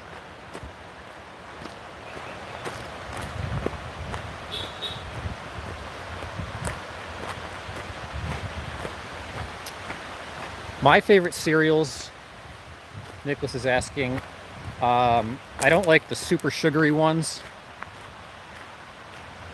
So I'm going to go with, I think my favorite sugary cereal is probably Frosted Flakes.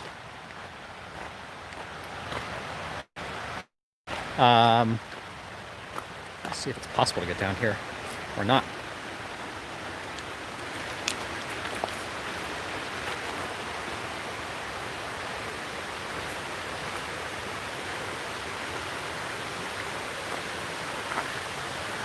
There's another view of the dam.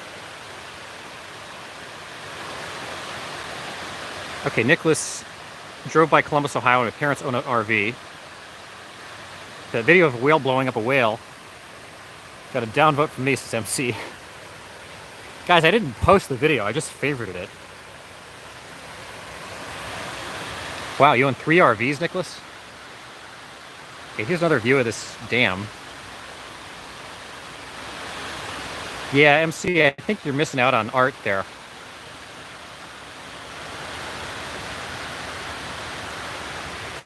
Somebody's shoes are down here. I hope that doesn't portend anything. Raisin Bran. Raisin Bran's not bad. I know people hate Raisin Bran, but I don't mind it, actually.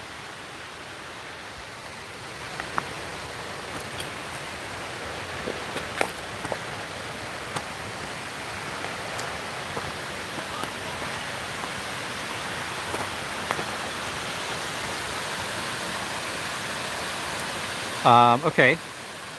Raisin Bran art. Okay, Nicholas has been to all 50 states, really? It was two shoes, Lucas. What do we have here? I don't know what that is.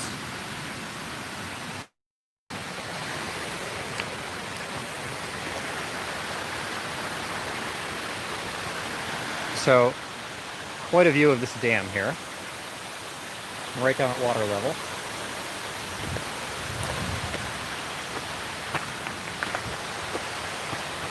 Okay, Miss Almond Delight.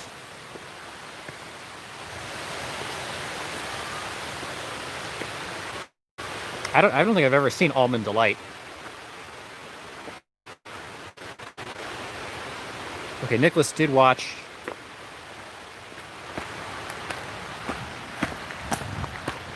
Okay, Nicholas did watch a lot of your videos and watched one of you taking the football directly into the webcam. So I guess I'm the lucky one of the lucky few that know what you looked like many years ago. I actually don't remember that. Random. Who leaves without their shoes? I don't know. This looks like a giant anthill. I don't think there's anything to see up here, though.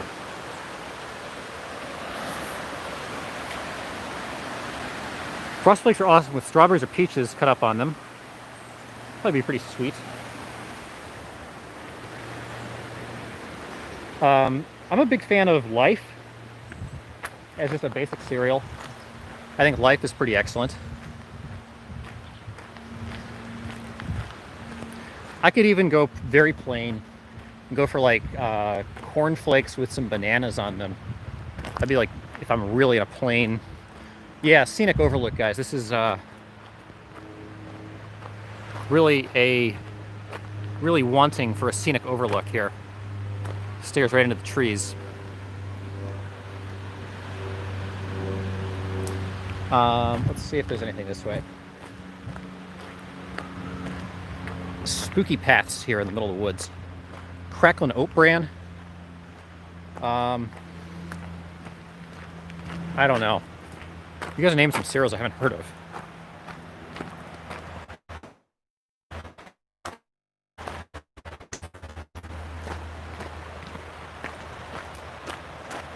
Oh, yeah, that's interesting. Let's see where this takes us.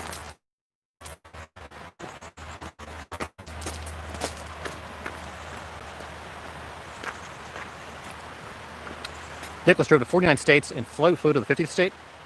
Did you do it all at once, Nicholas, or was that just like over a long period of time?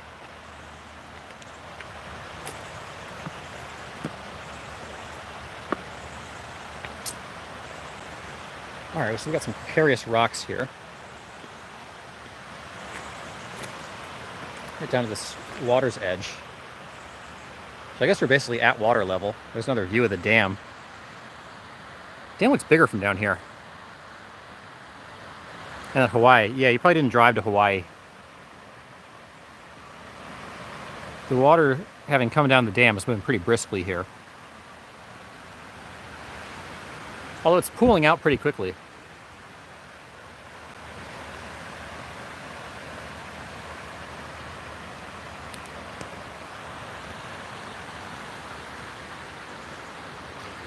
Did you drive to Alaska? That'd be an interesting drive. Through the Yukon, I guess.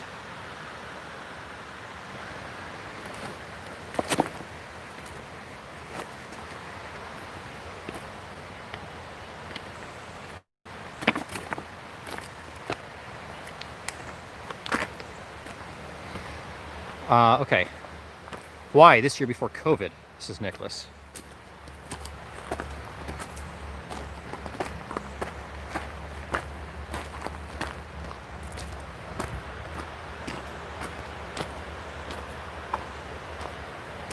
Well, I guess you got in there in time, because I don't know if you'd want to be going to Hawaii now. Although I guess I heard Hawaii is the lowest COVID rate of any state. Ruth saw a bear behind me. That sounds scary, Ruth. Thanks for joining us. New Year's Eve in Hawaii. Sounds interesting. Let's see what's down this path. We're just going into these creepy woods here. See if we can encounter anything interesting down here. Alaska is the lowest state. In terms of COVID, I thought Hawaii was lower. It snows in the winter in Utah. Yes, I could believe that, Nicholas. Well, a lot of people go skiing there.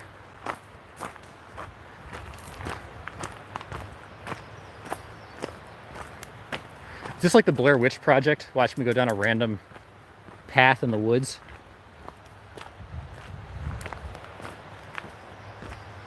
There's a zoo here in Utah. Okay. I assume every state has some kind of a zoo.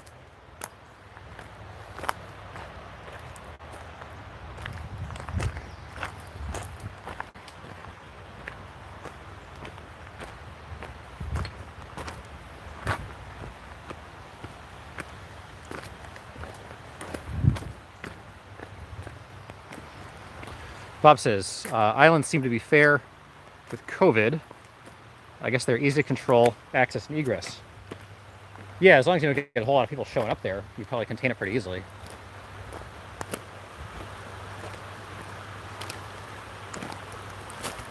Okay, this is sort of a fun moment here.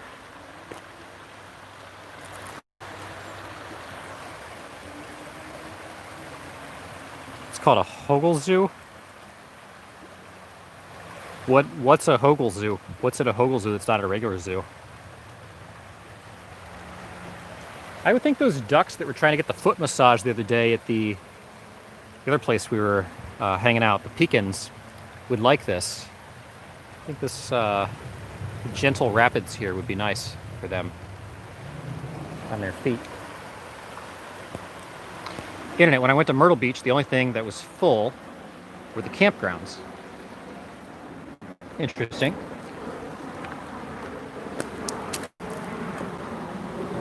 So I guess people are going camping even if they're not staying in hotels.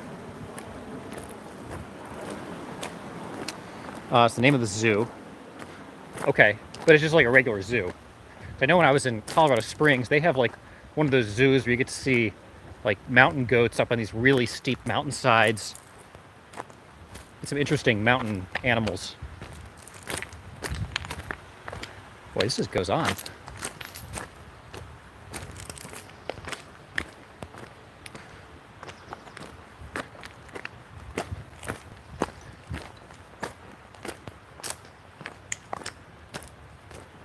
I'm not sure where this goes. I've never been down here. Lots of rocks. Yeah. So I don't know. It's probably going to end here.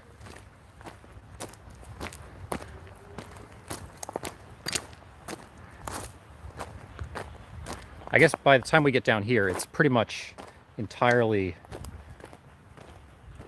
the water is entirely slowed down and just pooled. So this is where the rapids basically end. And by here, it's just basically a regular river again. If you went to Myrtle Beach recently, you may want to get tested. 40 people from my region contracted COVID while on vacation there. Interesting. Okay, random hopes I don't find a dead body. Yeah, I hope I don't find a dead body either.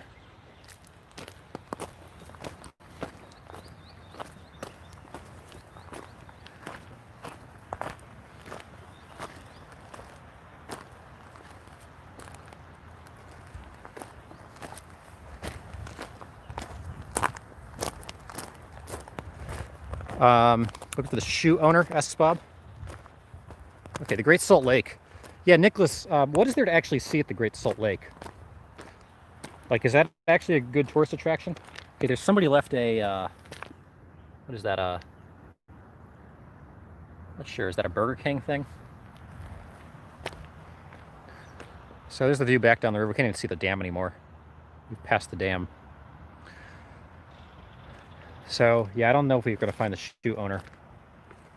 Just very low water here. Mormon Tabernacle gives tours. That would be interesting. The Mormon Tabernacle Choir is really spectacular. Anna says, I did not stay at a hotel. I have a private place in Myrtle Beach. Interesting. I lose track of all those beaches, though. There's so many places named something beach.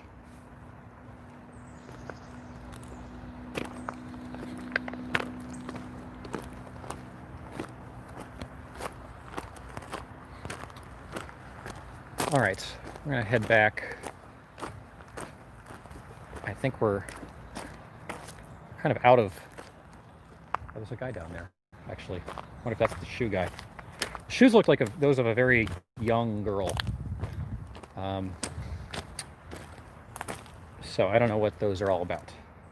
Hopefully nothing sinister. Okay, Nicholas has been to the Mormon Tabernacle. I assume that's definitely worth seeing.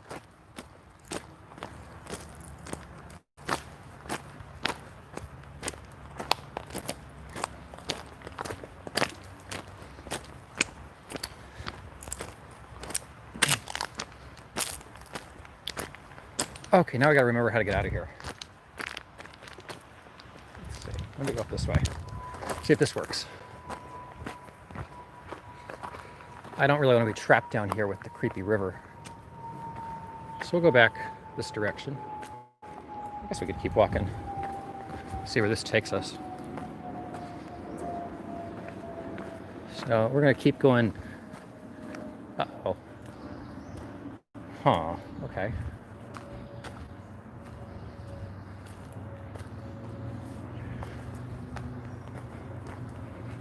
You go inside if you're not Mormon. This looks scary, random. Yeah, I was wondering if this looks like the Blair Witch Project. I wonder who I'm going to encounter along the way here.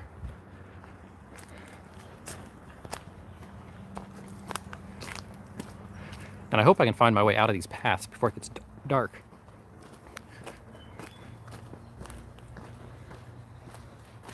So we'll find out.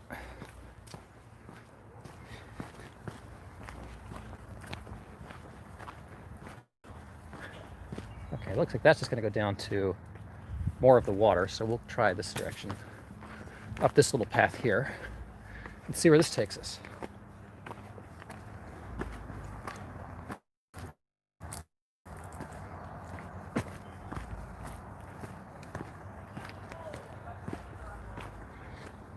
Just follow the water upstream land.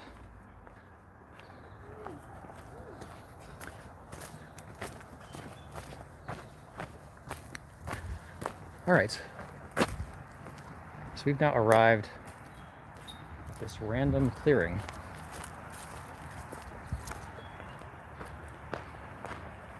If you get lost, you can drink that drink. Yeah, if I can find my way back there.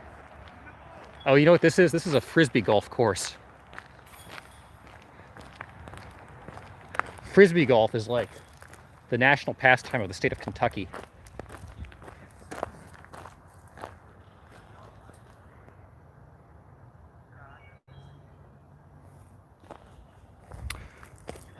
So you can go in the Mormon Tabernacle, not for church service, okay? Get lost, you can drink that drink. Drink might be spiked with LSD, I think. So I guess this is the frisbee golf course. So I guess we'll walk back this direction and see where this takes us. Oh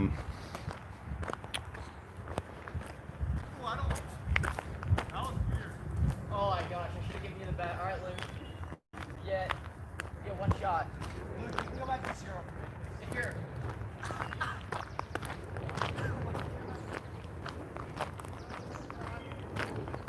A lot of people out here playing frisbee golf, actually. I thought they'd shut that down in the state of Ohio for a while.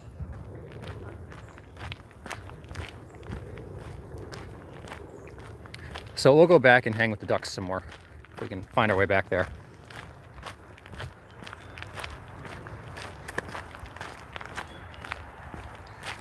But that was interesting to find the dam. Getting a real taste of Midwestern adventures.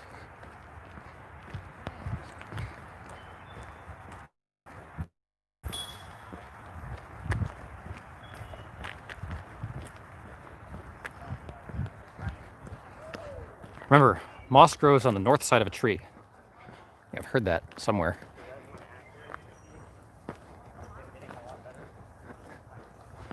Presumably, as long as we stay on this road, we'll get somewhere eventually. Where? We don't know. Bob says, guys have been golfing near me the entire lockdown, like real golf, though, I'd imagine. Real golf has been very pleasant. I've been watching a lot of golf on TV because there's not anything else to watch.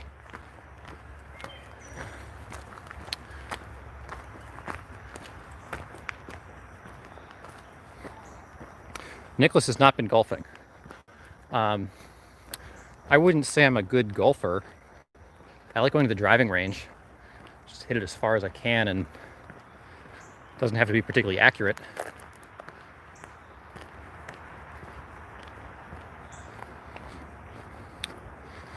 I'm not a fan of golf, says Nicholas. It's a different pace, for sure. Okay, MC says, I like lichen. Did we ever resolve what the best cereal was, guys? Or are we still deliberating on cereal? Okay, I'm slowly making it back to civilization. So the dam is ahead of us here. And then we're gonna go back to the ducks. Hey, Wild Bill. Thanks for popping in.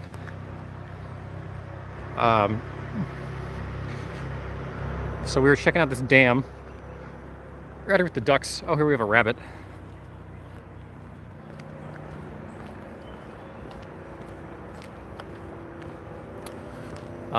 We have a dam ahead of us. And Nicholas is a San Diego Padres fan. Long day at work, Wild Bill says. Okay, PB Crunch.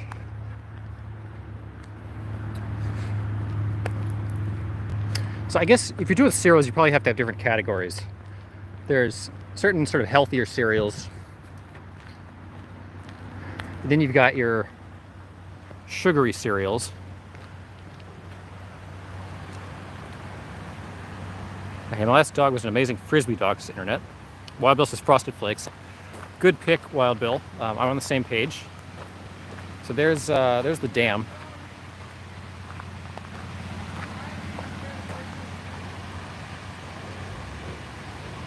We couldn't figure out if this is a hydroelectric dam or not, but it's some kind of a dam.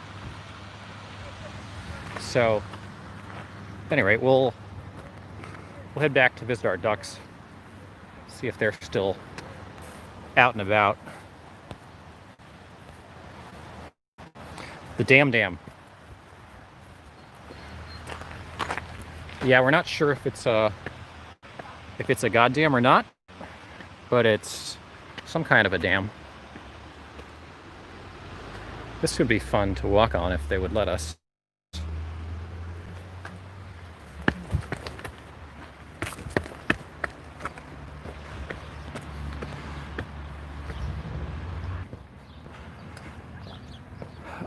Okay. Rice Krispies, Frosted Flakes are my go-to. Rice Krispies are good, but they're so light. You'll hit a whole box of those things before you even notice.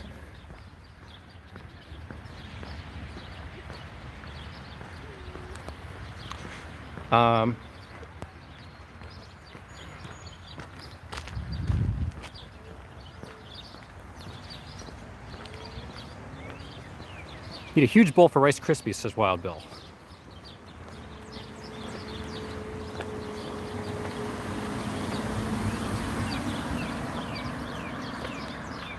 Yeah, you do need a huge bowl for Rice Krispies. You need to put something in them. By themselves, they're just too light. You should add cut up bananas or strawberries. Yeah, there you go. They moved to LA. Yeah, the Chargers did.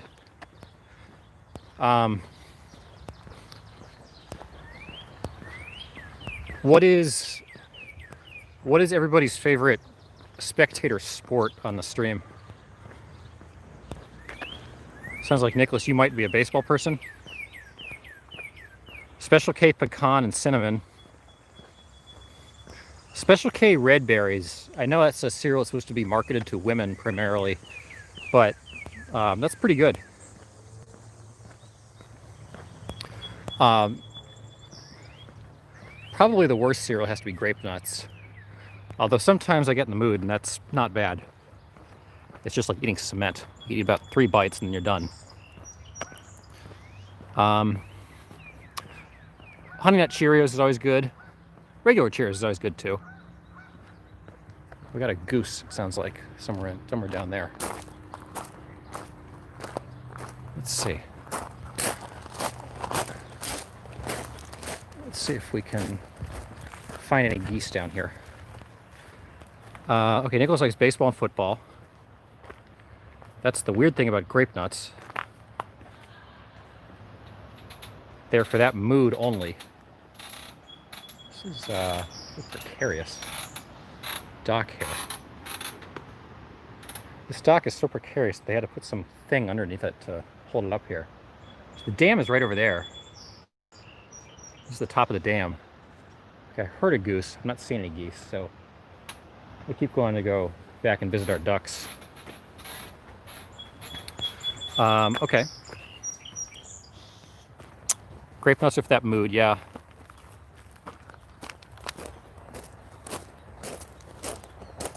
Grape nuts are good, but so dense, says MC. Honey bunches of oats have become popular. I'm not a big fan of them. Okay, Nicholas's parents own a boat. Nicholas, your parents have a boat. You've got RVs. You've traveled to all 50 states. Do you have time to do anything else? Okay, Wild Bill's a football person. And I assume, Wild Bill, since you're a Coast person, you're an NFL fan as opposed to a college football person.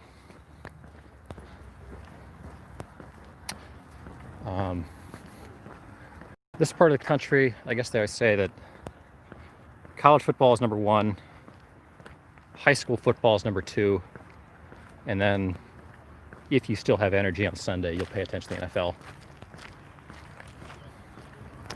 Not a college fan at all. There's not nobody really be a college fan of on the East Coast that would be worth the time of doing so.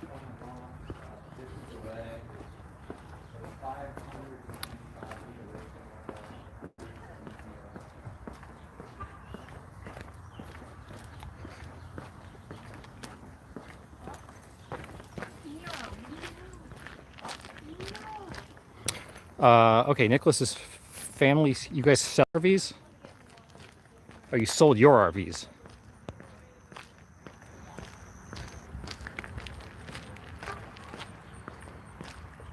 So now you just travel around on your boat.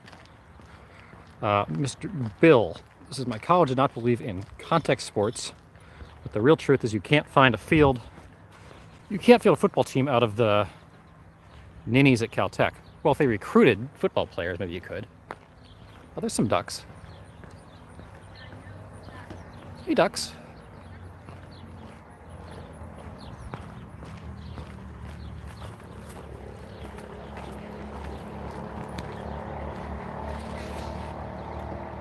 We've got some ducks here.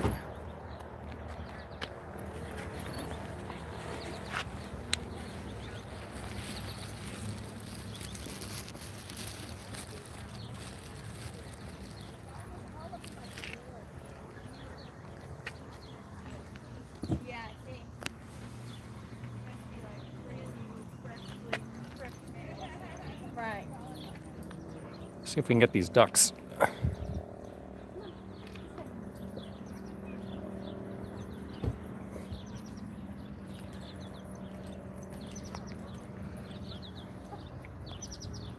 Okay, Nicholas's family sold their first RV. MC says, I think curling is my favorite spectator sport. Show it more. Nicholas says, we go boating in Utah Lake. Hi, Sarang. Dodgeball. Interesting. Dodgeball is a spectator sport? Seriously? Thanks for joining us. Wabil says, I don't think MIT has one either. I think MIT has a football team, but it's like it's like Division 3 or something. Wild Bill says, I don't think MIT has one. Nicholas says, first RV Class A. Okay.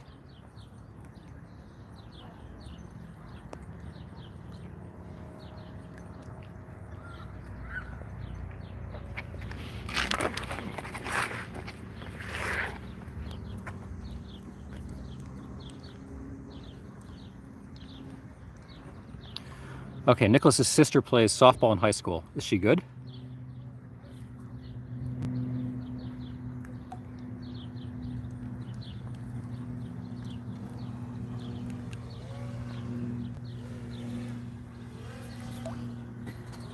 We got a drone up here spying on us.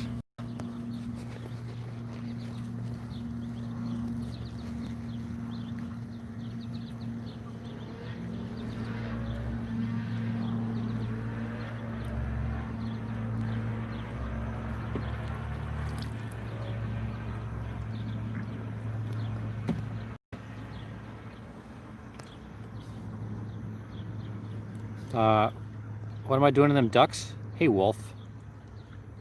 Thanks for joining us, Wolf. So any of you, the new folks, you're watching Land Speculation on YouTube, so thanks for joining us.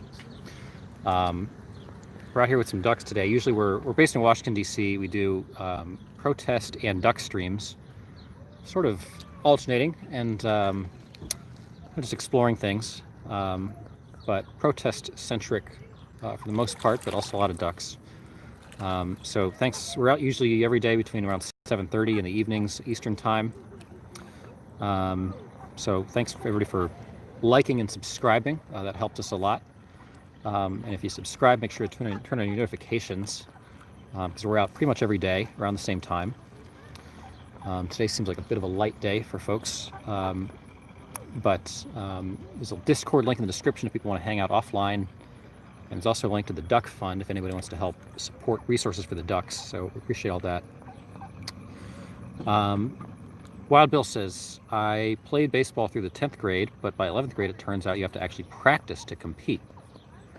Yeah, sometimes with sports as you get older, you realize you have to actually like play them well to make a roster spot. Nicholas says, we go boating when it's good weather. Where do you go boating? On the Salt, is that on the Salt Lake or where?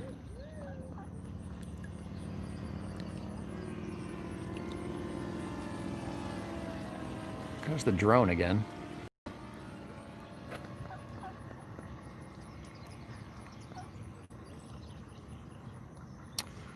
Utah Lake, says Nicholas. Okay.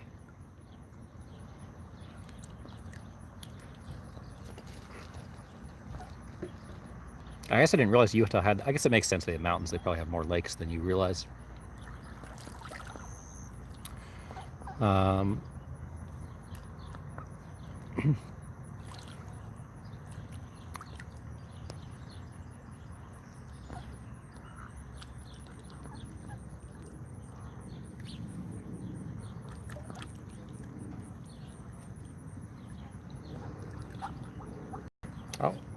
Is this our same duck friend down here? You're back? It's you again. There.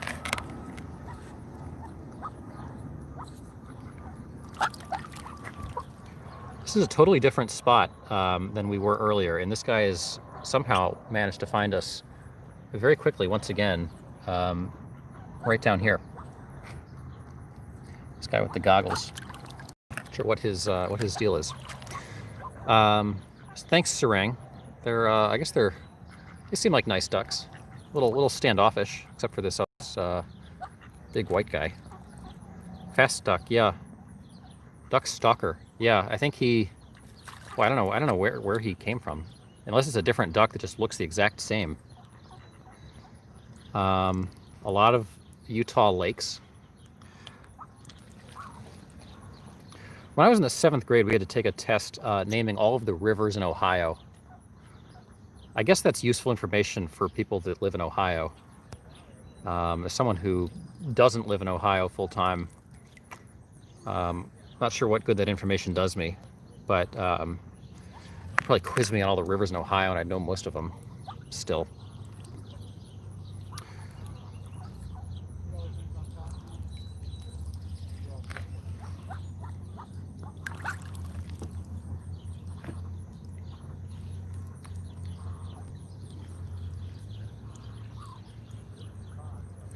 In Texas, they taught Texas history. Useless. Yeah, Texas has a pretty significant history. In parts of Ohio, there's a lot of state pride.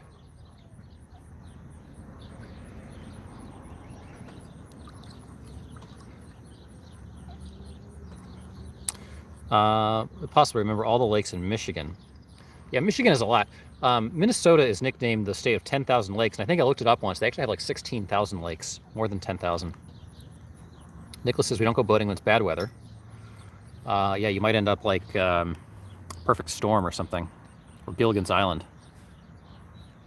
We were talking TV shows yesterday. Gilligan's Island is one that didn't make the top 100, but that's a good show from the old days. Or the rivers in Michigan.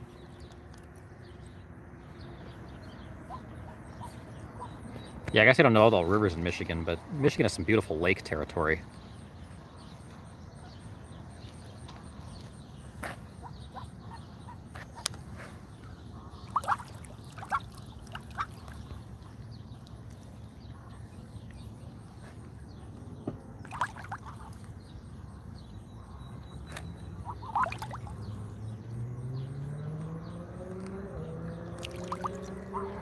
Provo River. I guess that would make sense.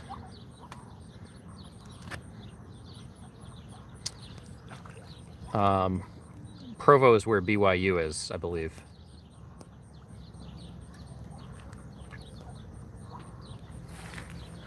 So I was going to look something up today.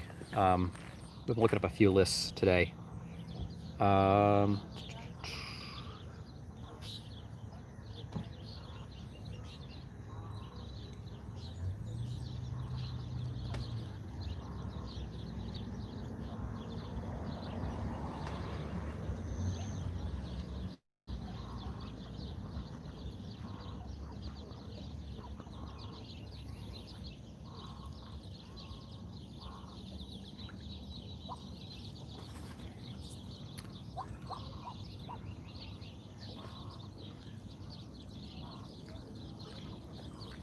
Okay, Wolf is asking, do I eat duck or just enjoy them in the wild? Well, this got started. So we've been covering the protests going back to when the protests started in Washington shortly after the death of George Floyd. Actually, it goes back even a little bit further than that because I live in Washington, and for a number of months I've been going out and sort of walking the National Mall during COVID, and was noticing the ducks on the National Mall were not getting the same extent of tourist visitorship this year. In fact, there's almost no one down on the National Mall. And their ecosystem there is built on kind of surviving on food handouts from tourists. And so they were struggling a little bit. So I started going out and every once in a while just going out to feed them to kind of help them out. And when the protests started in Washington, we started going out to just film those every day. And those got really, really intense. There was some pretty significant violence in the first few nights of the protests in Washington. Something like 200 businesses in the downtown got looted. And it was a lot of people, it was tens of thousands of people, and it was very, very intense. And that carried on for pretty intensely for that first week and a half. And we were trying to report on that kind of day on day. And it was really, really exhausting, particularly as a resident of downtown that was sort of, I was worrying not only about the protests themselves, but also about the fact that businesses on my very block and my very building were getting looted. And, we had policies for our, we were having to adjust policies for our residents to try to board up the entrances and things like that to try to protect ourselves. And it was really a stressful time. And one of the days when we were going out to cover the protests, we basically just decided, we were going to take a day off from the protests. We were just a little too stressed by it. We went down to go film the ducks at the National Mall in the Lincoln reflecting pool. And people seemed to really enjoy that. There was so much intensity and so much energy in the country over the last number of weeks that just a little bit of time of relaxation with the ducks, where we could kind of feed them and kind of help make up for the drop of resources in their ecosystem due to COVID, and also just to kind of help people relax a little bit, was a nice thing. So we started going out there regularly and covering the ducks. In addition to the protests, as things came up, we would cover the big protest events, but also go out there some days and just cover ducks. And people seem to really enjoy that and get some relaxation from it. So we've kept doing that for the last month and a half or so. And people seem to have appreciated that. So that's why we're out here doing ducks. Norieta and Wolf Thanks, guys, for joining us. Like I said, we're based in Washington. We do this pretty much every day if we can get out there, between 6 and 7:30 Eastern. Usually it's some kind of protest, or it'll probably be election content coming up, and then also duck content. So if you guys like what you're seeing, or just want to sort of check us out every once in a while, please like us and subscribe, because like I said, we're out pretty much every day. We've been trying to grow the channel a little bit. I've been traveling the last several days, which is why viewership's a little bit down right now, because we're in Ohio, visiting with some other ducks that seem appreciative of our presence here. But we'll be out, and glad to have anybody with us that wants to be here. And we've got a Discord link in the description if anybody wants to chat offline. So we've got a pretty good little community here. And we'll keep trying to make it interesting for folks. It's been a little bit tough with sort of fewer things to see here on this little stint in the Midwest, but we're doing the best we can. So Nicholas says, because the Pac-12 is playing conference only, I'll be surprised if they actually get to that, Nicholas, if they actually have the season. I think they might, but it seems like it's kind of heading in the direction that maybe we won't have a season. So some BYU football games got canceled. Yeah, I could believe that. I'm curious what the independence seasons are going to look like, Notre Dame and BYU, if they're going to have much of a season, really, or if they're ultimately going to get canceled. But every day it seems like a little bit different story out of the Big Ten and the Pac-12 as to whether those seasons will happen. So we'll have to see.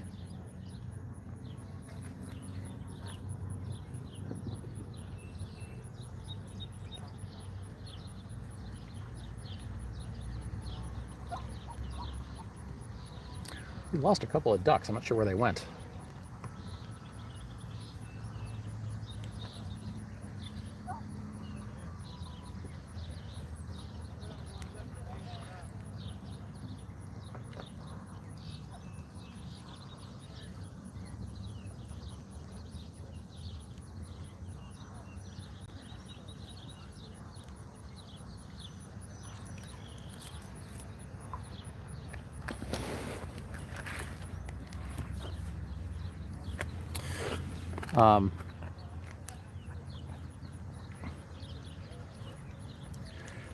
So I'll be curious to hear everybody's thoughts on kind of what the end game of coronavirus is, and whether we're going to have a vaccine or not, whether we're going to have a football season or not.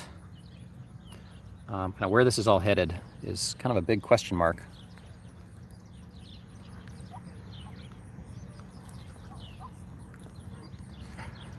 But I guess for now, we got some nice ducks in the sunset, so nice compensation here during COVID.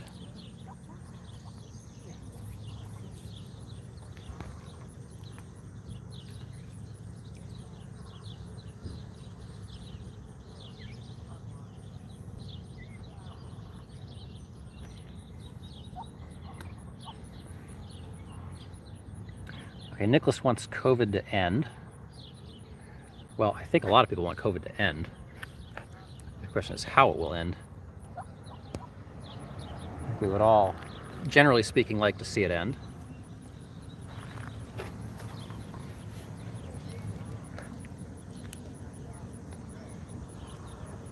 I know we've had some debate as to whether we want the schools to open or not.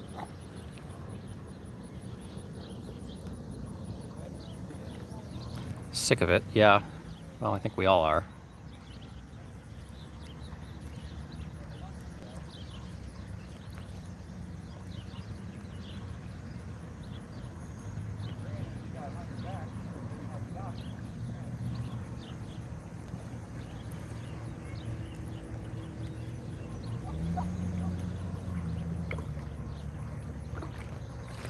Bigger issues, will it mutate to something worse?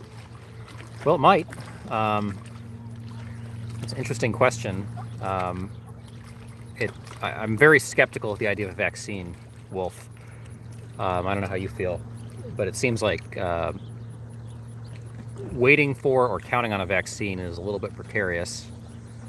And I don't know what the end game is otherwise. We were talking about how the sort of trickle-down effects on the economy if we keep having to shut down over and over, just how many businesses are going to fail and how that's going to cripple the banks and how that's going to, you know, cause even greater job loss, and just sort of how bad this could get over the next year or so. It's precarious. And if it mutates to something worse,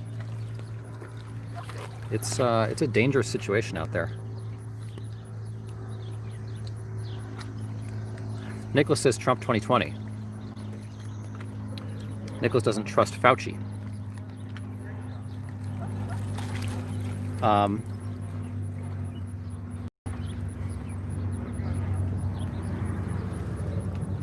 You know, I guess a lot of the questions are around how much we want to put, you know, make decisions based purely on kind of the medical questions, and how much, you know, other factors need to be incorporated.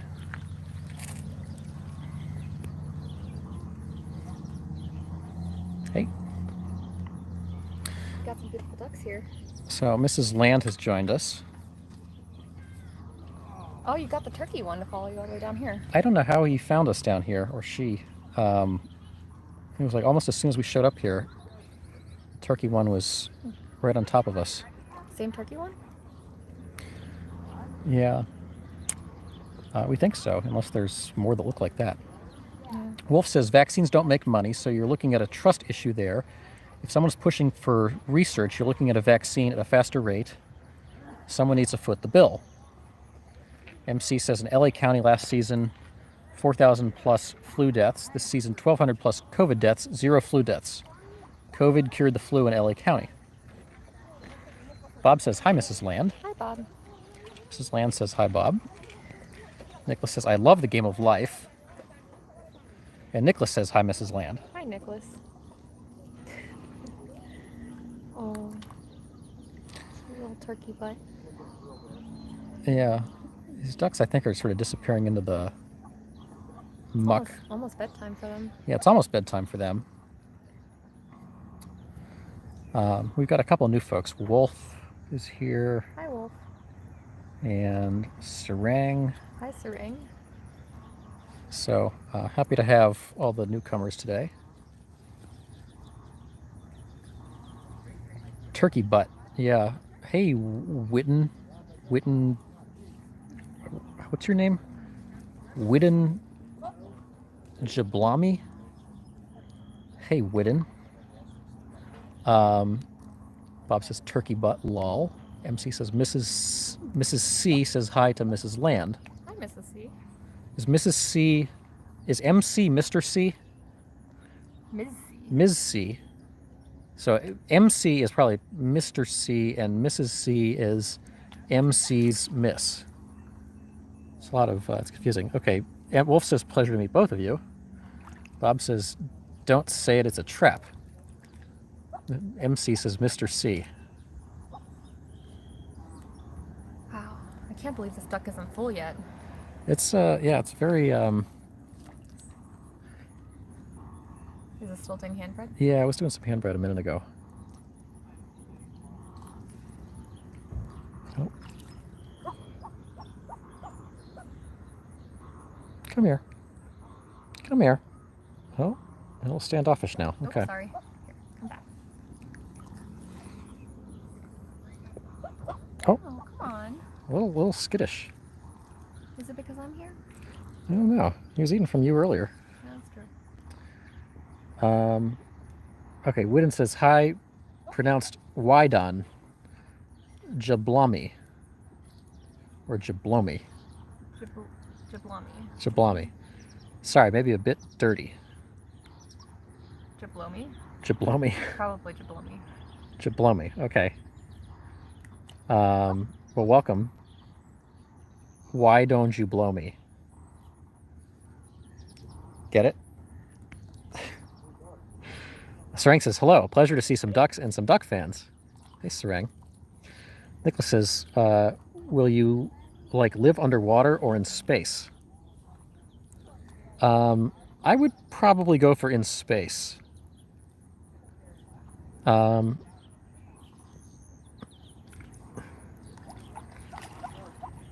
don't know if why don't you blow me is asking that as a question. But I don't know what the answer to that question is. I guess the main answer would be that I'm not particularly interested in doing so. MC says space ducks. Space ducks would be fun. There? No. Oh. Why he's so standoffish now? Try to win him over.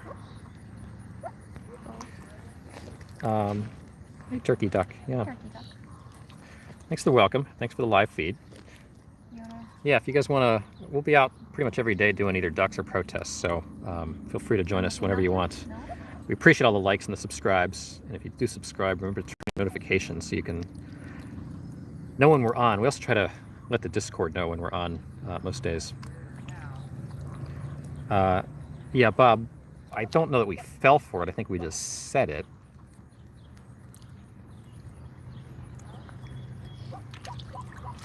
Where are you guys broadcasting from? You're in Washington. Washington State, I assume? Yeah, we're normally based out of Washington, D.C. So we got this, we started this, as we were saying, kind of via the protests in Washington, which obviously were pretty extensive, and we'll be continuing to cover those and the elections and all the stuff that's sort of going on in D.C. In addition to the ducks, which normally we're covering the ducks in the reflecting pools around Washington, which has been a lot of fun for us. Right now we're in Ohio, actually. We're both on a little bit of a road trip, visiting some family, and just kind of hanging out. Duck. Come on, duck. Come back, duck. Oh, he might be getting a little full. He's still eating the pieces. Yeah. Not motivated enough to eat ham bread. Where in Washington? Would you rather walk or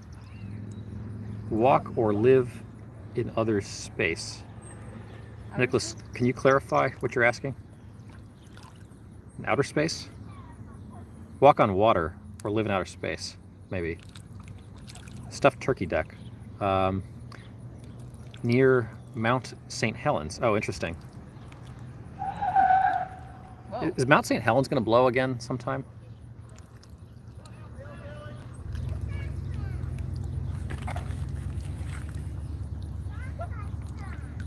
We haven't heard about a big volcano in a while.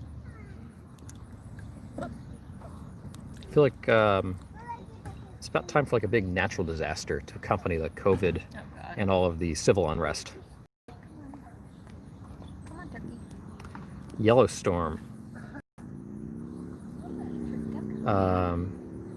Hope not, but we'll see. I was here. Oh, you were here in 1980 when it blew the first time? Do you remember it? Like, were you old enough to remember it? Yellowstone. Oh, if Yellowstone blows, yeah, that could be interesting. COVID is PSYOP, yes, here in 80. Oh, we got a duck fight. Ooh, big enough piece. There we go. There we go. There we go. It's taking some hand bread now. You just need a huge, Bigger piece. A little, some trust to go for the hand bread.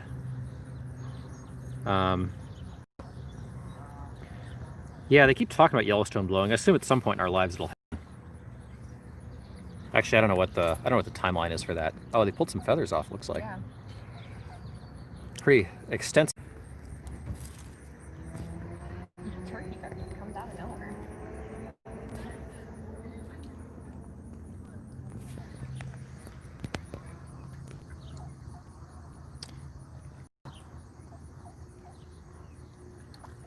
Okay, are you guys here? Did we lose everybody? Okay,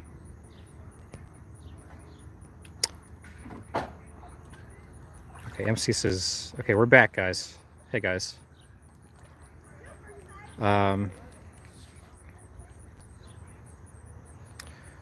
Sorry about that. I don't know what was going on. My phone just went on the fritz quickly.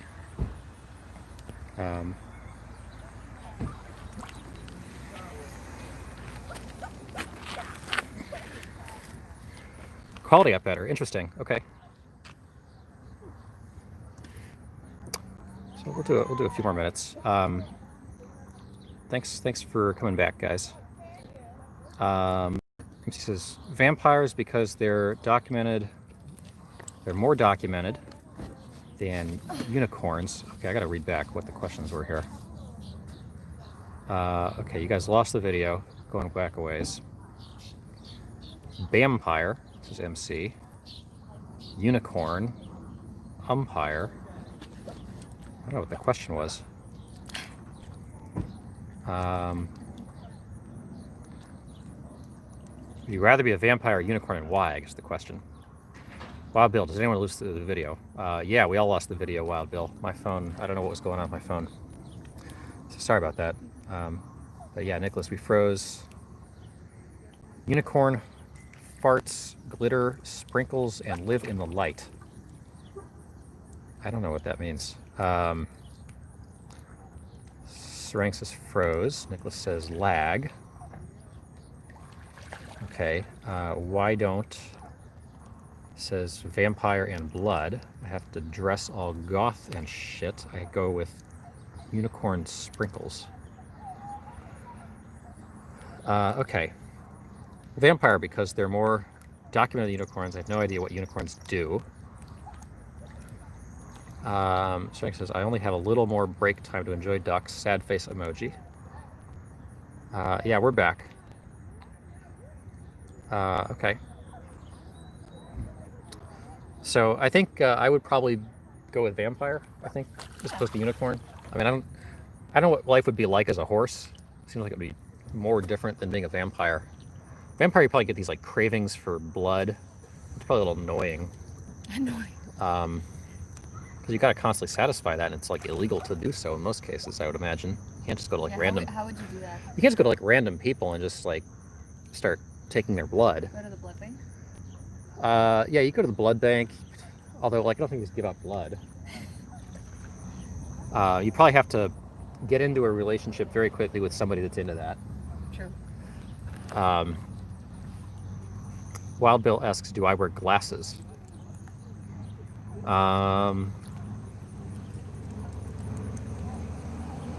Sure, sometimes. Wido says vampire, evil, unicorn, good. Wido says unless you are a leftist, they love evil and blood and adrenochrome. What is that?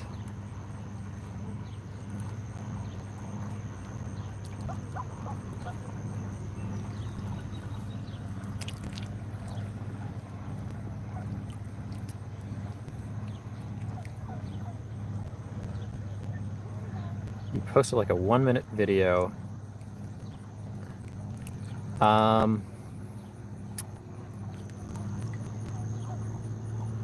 It's possible, Wild Bill, or it could be someone else. You never know. Yeah, you never know. Would you rather be a superhero or a supervillain? Don't you think supervillains think they're the superheroes?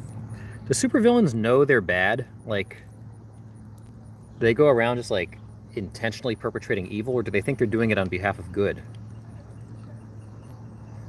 Adrenaline-filled child's blood.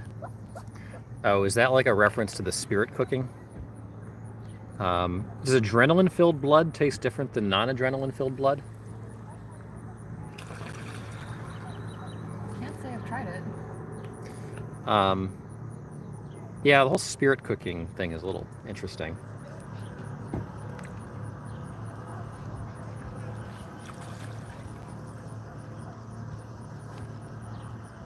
I think that got a little carried away.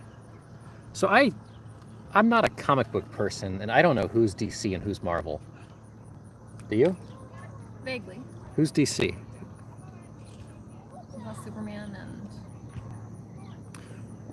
not Superman. Sarang's heading out. Thank you kindly for sharing the ducks. Take care. Thanks, Sarang. I hope you join us again. Like I said, we're out here almost every day. So, oh. He's not gonna let me pet him. No, I don't think they're fans of being pet. Okay, Nicholas says Spider-Man. Spider-Man's pretty cool. I think between like Batman. Spider-Man's Marvel, isn't it? Is Spider-Man Marvel? Spider-Man was in Marvel for the latest. Spider-Man, Batman, Superman. Those are like the big three, right?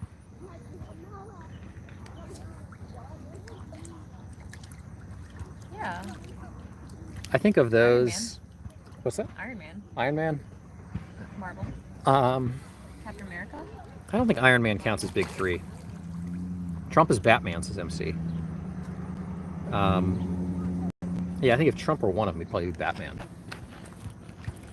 I don't think he'd be Spider-Man. I think if I were going to be one of the three, I feel like Superman's too cliched. I wouldn't be Superman. Guess which Captain Marvel is with, says Bill. It says Batman is my favorite DC superhero.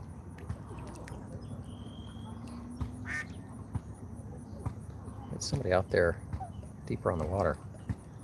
Okay, Wyden's got to go too. Getting ready for the comet viewing. Subscribe and visit with you all again. Hopefully, Comet Neowise. I haven't heard about the comet. I would be Aquaman. Is there like a duck man?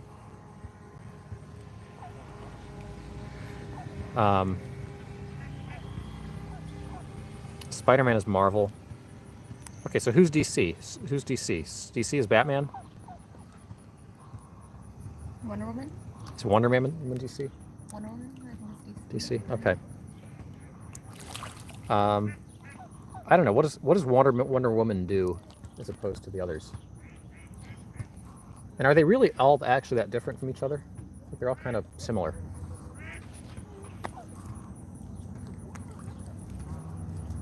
I don't know the lore that well with a lot of these superheroes. Aquaman because ducks. Yeah, I got that. Yeah. But ducks are also land creatures. Land duck. Yeah, these are all water ducks, though. Yeah. They're usually water ducks, I think. Yeah. Nicholas can name all the Marvel superheroes. The truth-telling lasso?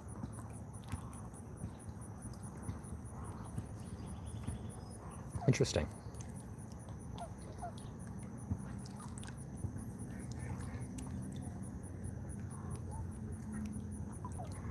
Biden says, Wonder Woman is mad at folks for not wearing masks at the post office. I found this out today. Interesting. Why were you not wearing a mask at the post office? Wow, Bill. Wonder Woman has that as one of her tools. The truth-telling lasso, that is. Yeah. Not yelling at the post office. I didn't think I was yelling at the first one.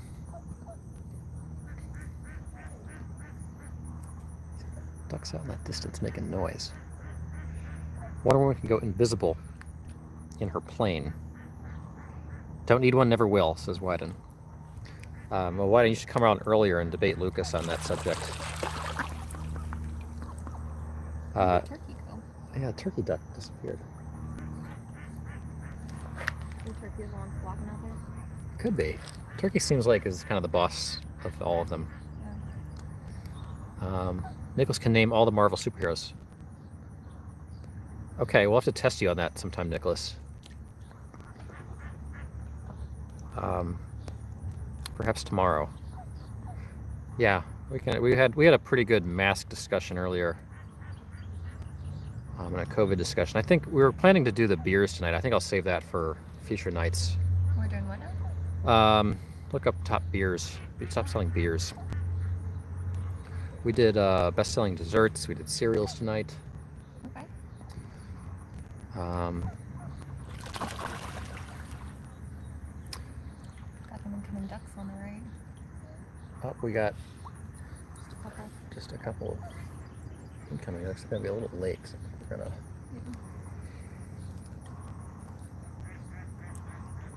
So for tomorrow, do you guys want to do? Should we try to find some kind of protest or protest-related activity, or would you rather we do ducks tomorrow? Any preferences? Otherwise, we'll have to figure it out ourselves.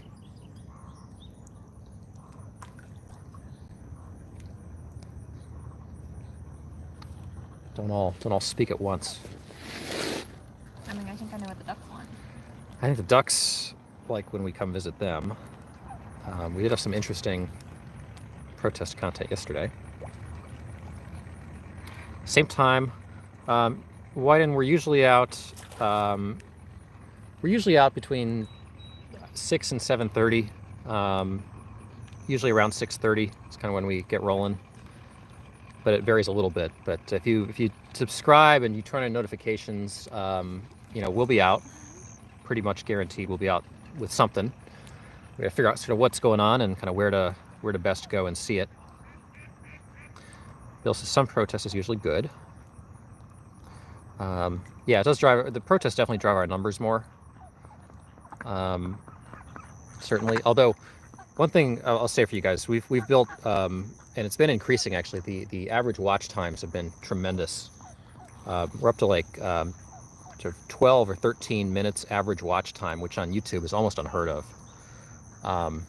So we really appreciate you guys sticking with us and hanging out with some of these streams, particularly while we're traveling here, because we'll get back to some more kind of intense content when we're back in DC. But we're doing the best we can here in the Midwest in the meantime. Yeah, we'll, okay, yeah, Wolf, we can make some plugs for you. I'm happy to do that. We've got a Discord channel if you want to advertise there. We're happy to sort of join forces here if you want to mutually advertise a little bit. We can definitely check each other out. If you want to send some of your folks here, and we'll send some over there. Happy to help. Okay, Wyden's going to go. So I'm wrapping up some bread myself. So we're probably going to... These ducks being very... Oh, baby ducks. Got baby ducks. I almost kicked my phone into the... We got some baby ducks here. Oh my god. Uh-oh. Uh-oh. These adult... Jeez. They're really terrorizing the baby ducks here.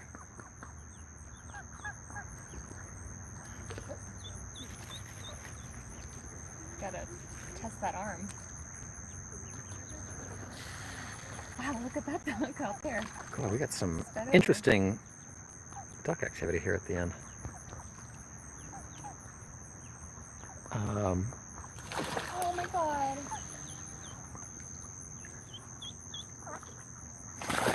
Jeez. Oh jeez. We've got a major duck fracas here. Oh my god.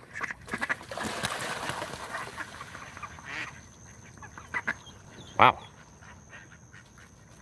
We try to keep babies out there. That's a lot of squawking.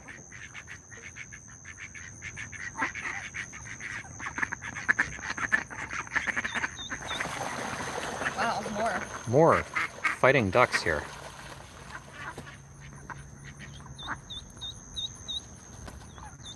These ducks are not getting along so well right now.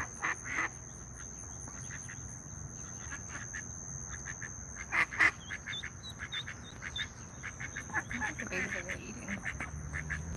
The babies, sometimes the baby ducks aren't quite at the point where they can eat the real duck food. I can't tell who mom is. Yeah, I don't know if mom was fighting or if mom is... Oh, mom was definitely fighting. So mom was protecting her young, it looks like. So mom was definitely one of the ones fighting. There you go.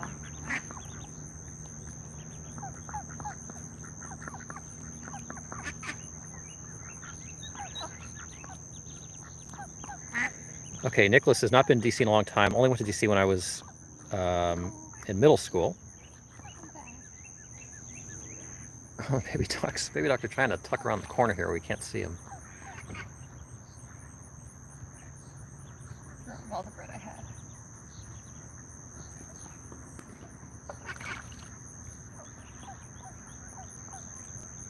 Oh, but these other ducks don't want them to be around. I play video games in my free time. When you were in DC or just generally, Nicholas?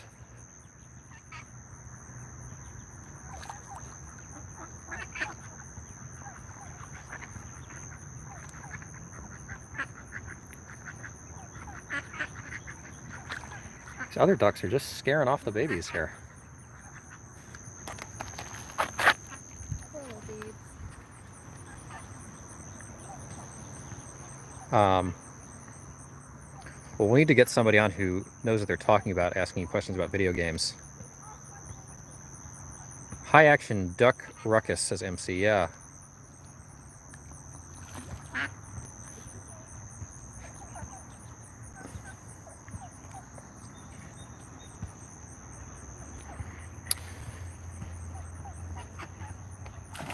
Uh-oh. Why, more duck ruckus. All right. Babies.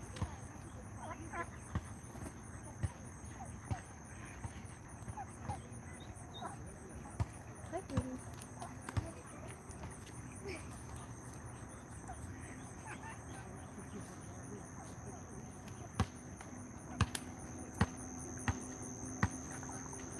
Uh-oh. Oh, the adult attacked the baby. Yeah, they're a little ageist. They don't all mutually protect the young.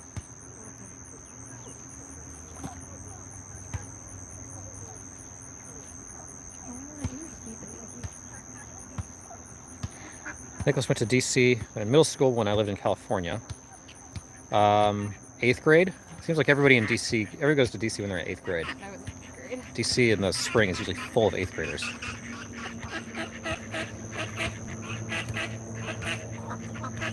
My ankle is great. I like how the baby duck's still completely under. Jeez.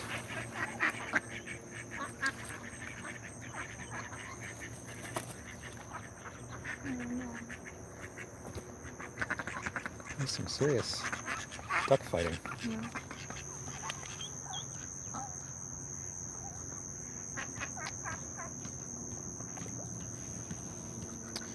They're so cute. MC sold beef sticks and chocolate bars to go to DC in high school. Wow. Yeah, actually, that sounds about right. I know people who sold chocolate bars. Oh, really? Interesting. That's actually a pretty frequent fundraiser in my middle school, high school.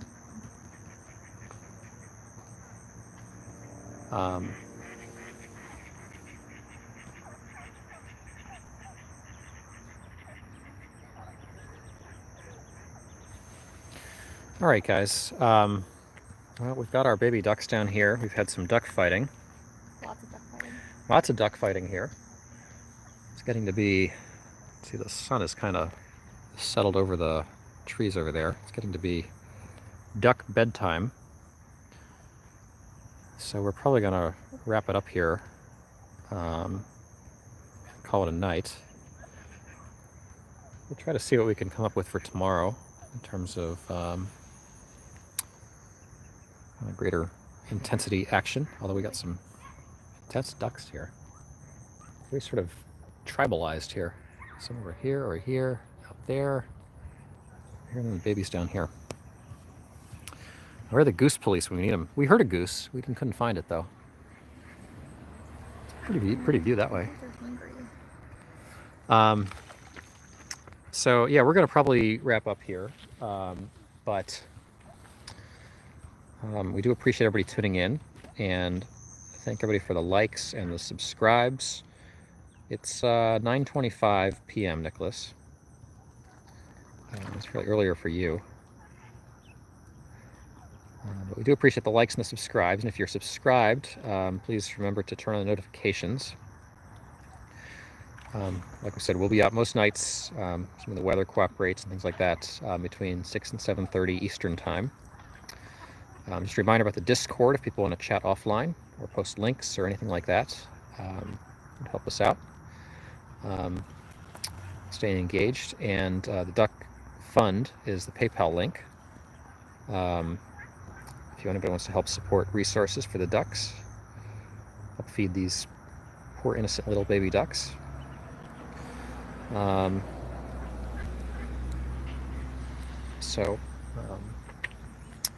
probably leave these ducks to get some sleep here. Hopefully they'll settle their differences and have a good night together. So we're gonna end the stream here, and wish everybody a good night, and hope to see you back soon.